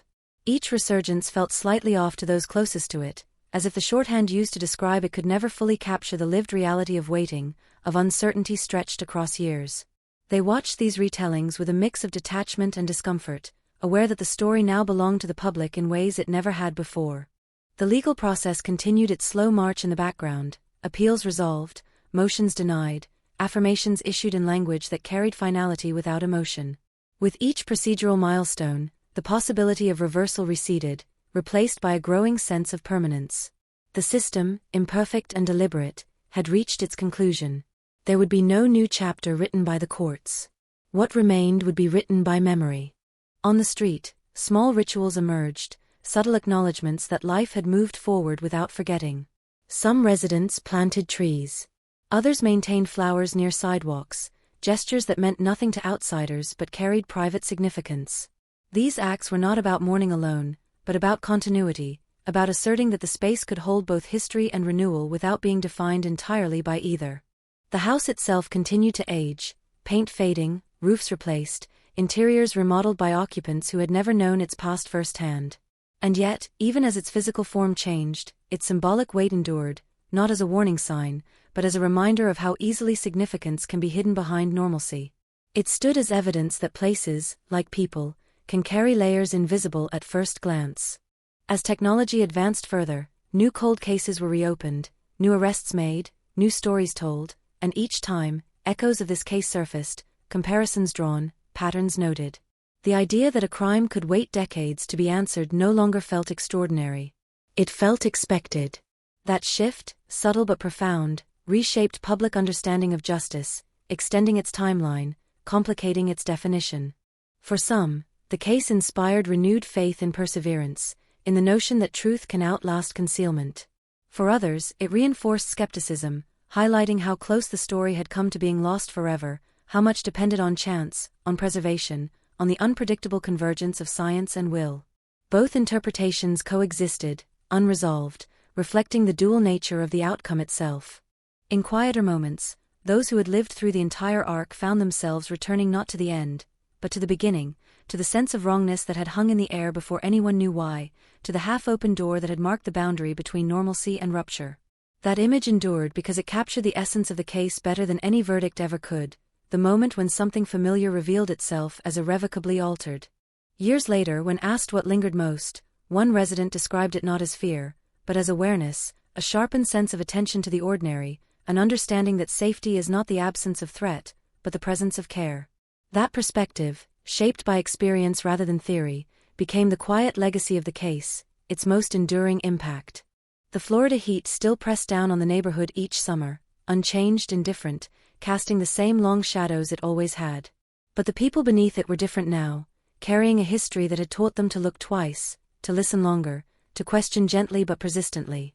The case had closed, officially, irrevocably, but its influence continued, subtle and pervasive, shaping how a community understood itself. And in that continued influence, the story found its final form, not as a mystery solved or a villain exposed, but as a reminder etched into collective memory, that time can delay reckoning, but it cannot erase consequence, and that the most unsettling truths are often the ones that arrive quietly, after years of waiting, asking us not what happened, but what we failed to see when it mattered most. By the time the case slipped fully out of the news cycle, replaced by newer crimes and louder tragedies, it had already done its deepest work, embedding itself into the psychology of everyone it had touched, reshaping how they understood time, trust, and the thin line between the ordinary and the catastrophic. The absence of headlines did not mean the absence of impact. It meant the story had transitioned into something quieter, more permanent, a background presence that surfaced in unexpected moments, unannounced and unavoidable. People discovered that memory does not fade evenly. Certain details sharpened with age while others dissolved, leaving behind impressions rather than facts, feelings rather than images. A glance held too long. A conversation cut short. A sound at night dismissed as nothing. These fragments resurfaced without warning, triggered by nothing more than a familiar streetlight or the sound of a door opening in the early morning. The mind, once freed from uncertainty, seemed determined to reconstruct the past in search of coherence, even knowing such coherence was an illusion. For the victims' loved ones, the years after the trial were defined not by grief alone, but by adjustment, by learning how to carry a truth that had taken so long to arrive. The verdict answered one question while exposing others, quieter but no less persistent. Who might she have been now? What paths would she have taken? How different would life have looked if that ordinary day in 1995 had ended the way it was supposed to? These questions had no legal resolution, no procedural endpoint. They lived on in private reflection, in moments of stillness that arrived without warning. The investigators who had shepherded the case through its final phase returned to their routines, other files, other crimes, but the case followed them in ways that were difficult to articulate. It became a reference point, an internal calibration, influencing how they assessed leads, how they evaluated silence, how they weighed patience against urgency. They spoke of it rarely, but when they did, it was with a respect that bordered on caution, as if acknowledging that the case had taught them something fundamental about the limits and possibilities of their work.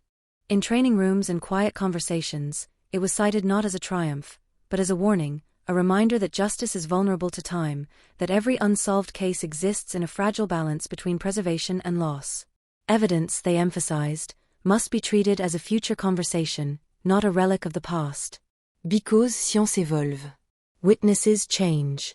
And what seems insignificant today may one day become decisive. The defendant's name gradually lost its immediacy, spoken less often, stripped of the emotional charge it once carried.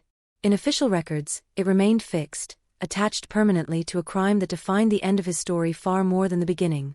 In the community, it became shorthand for something broader, less personal, a symbol of proximity betrayed, of assumptions overturned.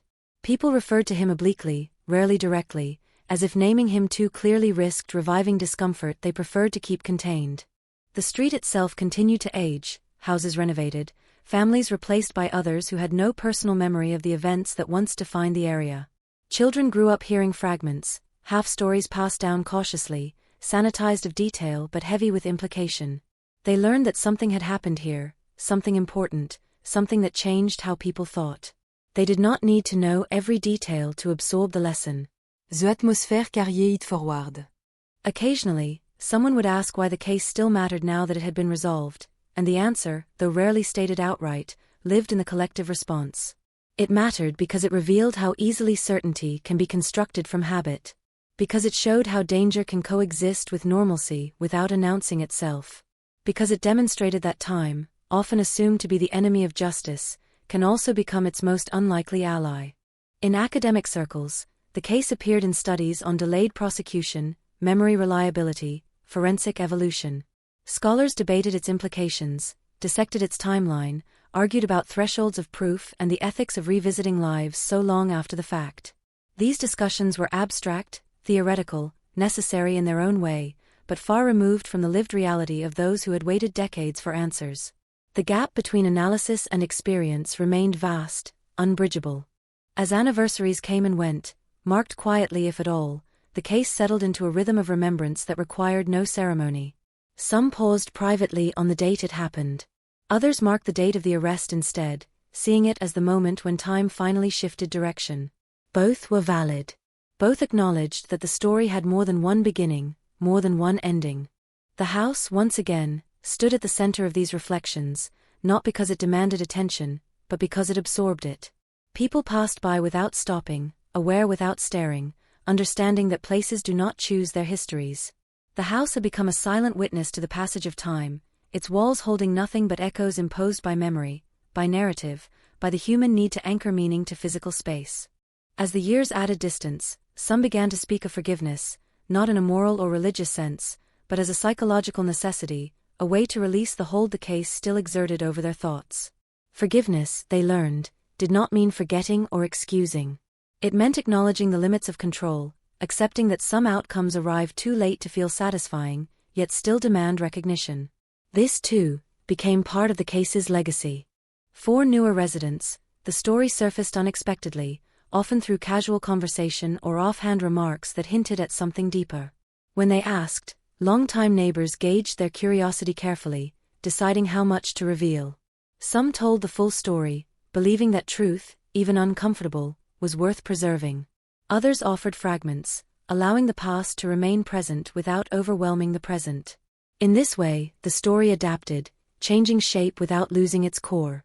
The Florida landscape remained unchanged: bright skies, relentless sun, the hum of cicadas in summer evenings, a sensory constancy that contrasted sharply with the upheaval the case had caused. Nature, indifferent to human drama, provided a backdrop that made the story feel both distant and immediate, a reminder that life continues regardless of unresolved pain or delayed justice. In moments of introspection, people returned again and again to the same realization: the case was never just about a crime. It was about attention. About the cost of assuming safety. About the danger of equating familiarity with trust. These insights, hard-earned and uncomfortable, became the true inheritance of the story, shaping behavior in subtle ways that rarely made headlines. And so the case lived on, not as an active investigation, not as a courtroom drama, but as a quiet presence woven into the fabric of a place and its people. It influenced how they looked at one another, how they interpreted silence, how they understood the passage of time. The cold case had been solved, officially, conclusively, but its meaning continued to unfold, resisting final definition. In the end, that resistance may have been the most honest outcome of all, because some stories do not resolve into clarity so much as they teach us how to live with complexity. The truth had surfaced, late but undeniable, and in doing so, it left behind a question more enduring than any mystery, not whether justice can arrive after decades, but how we carry what it reveals once it finally does.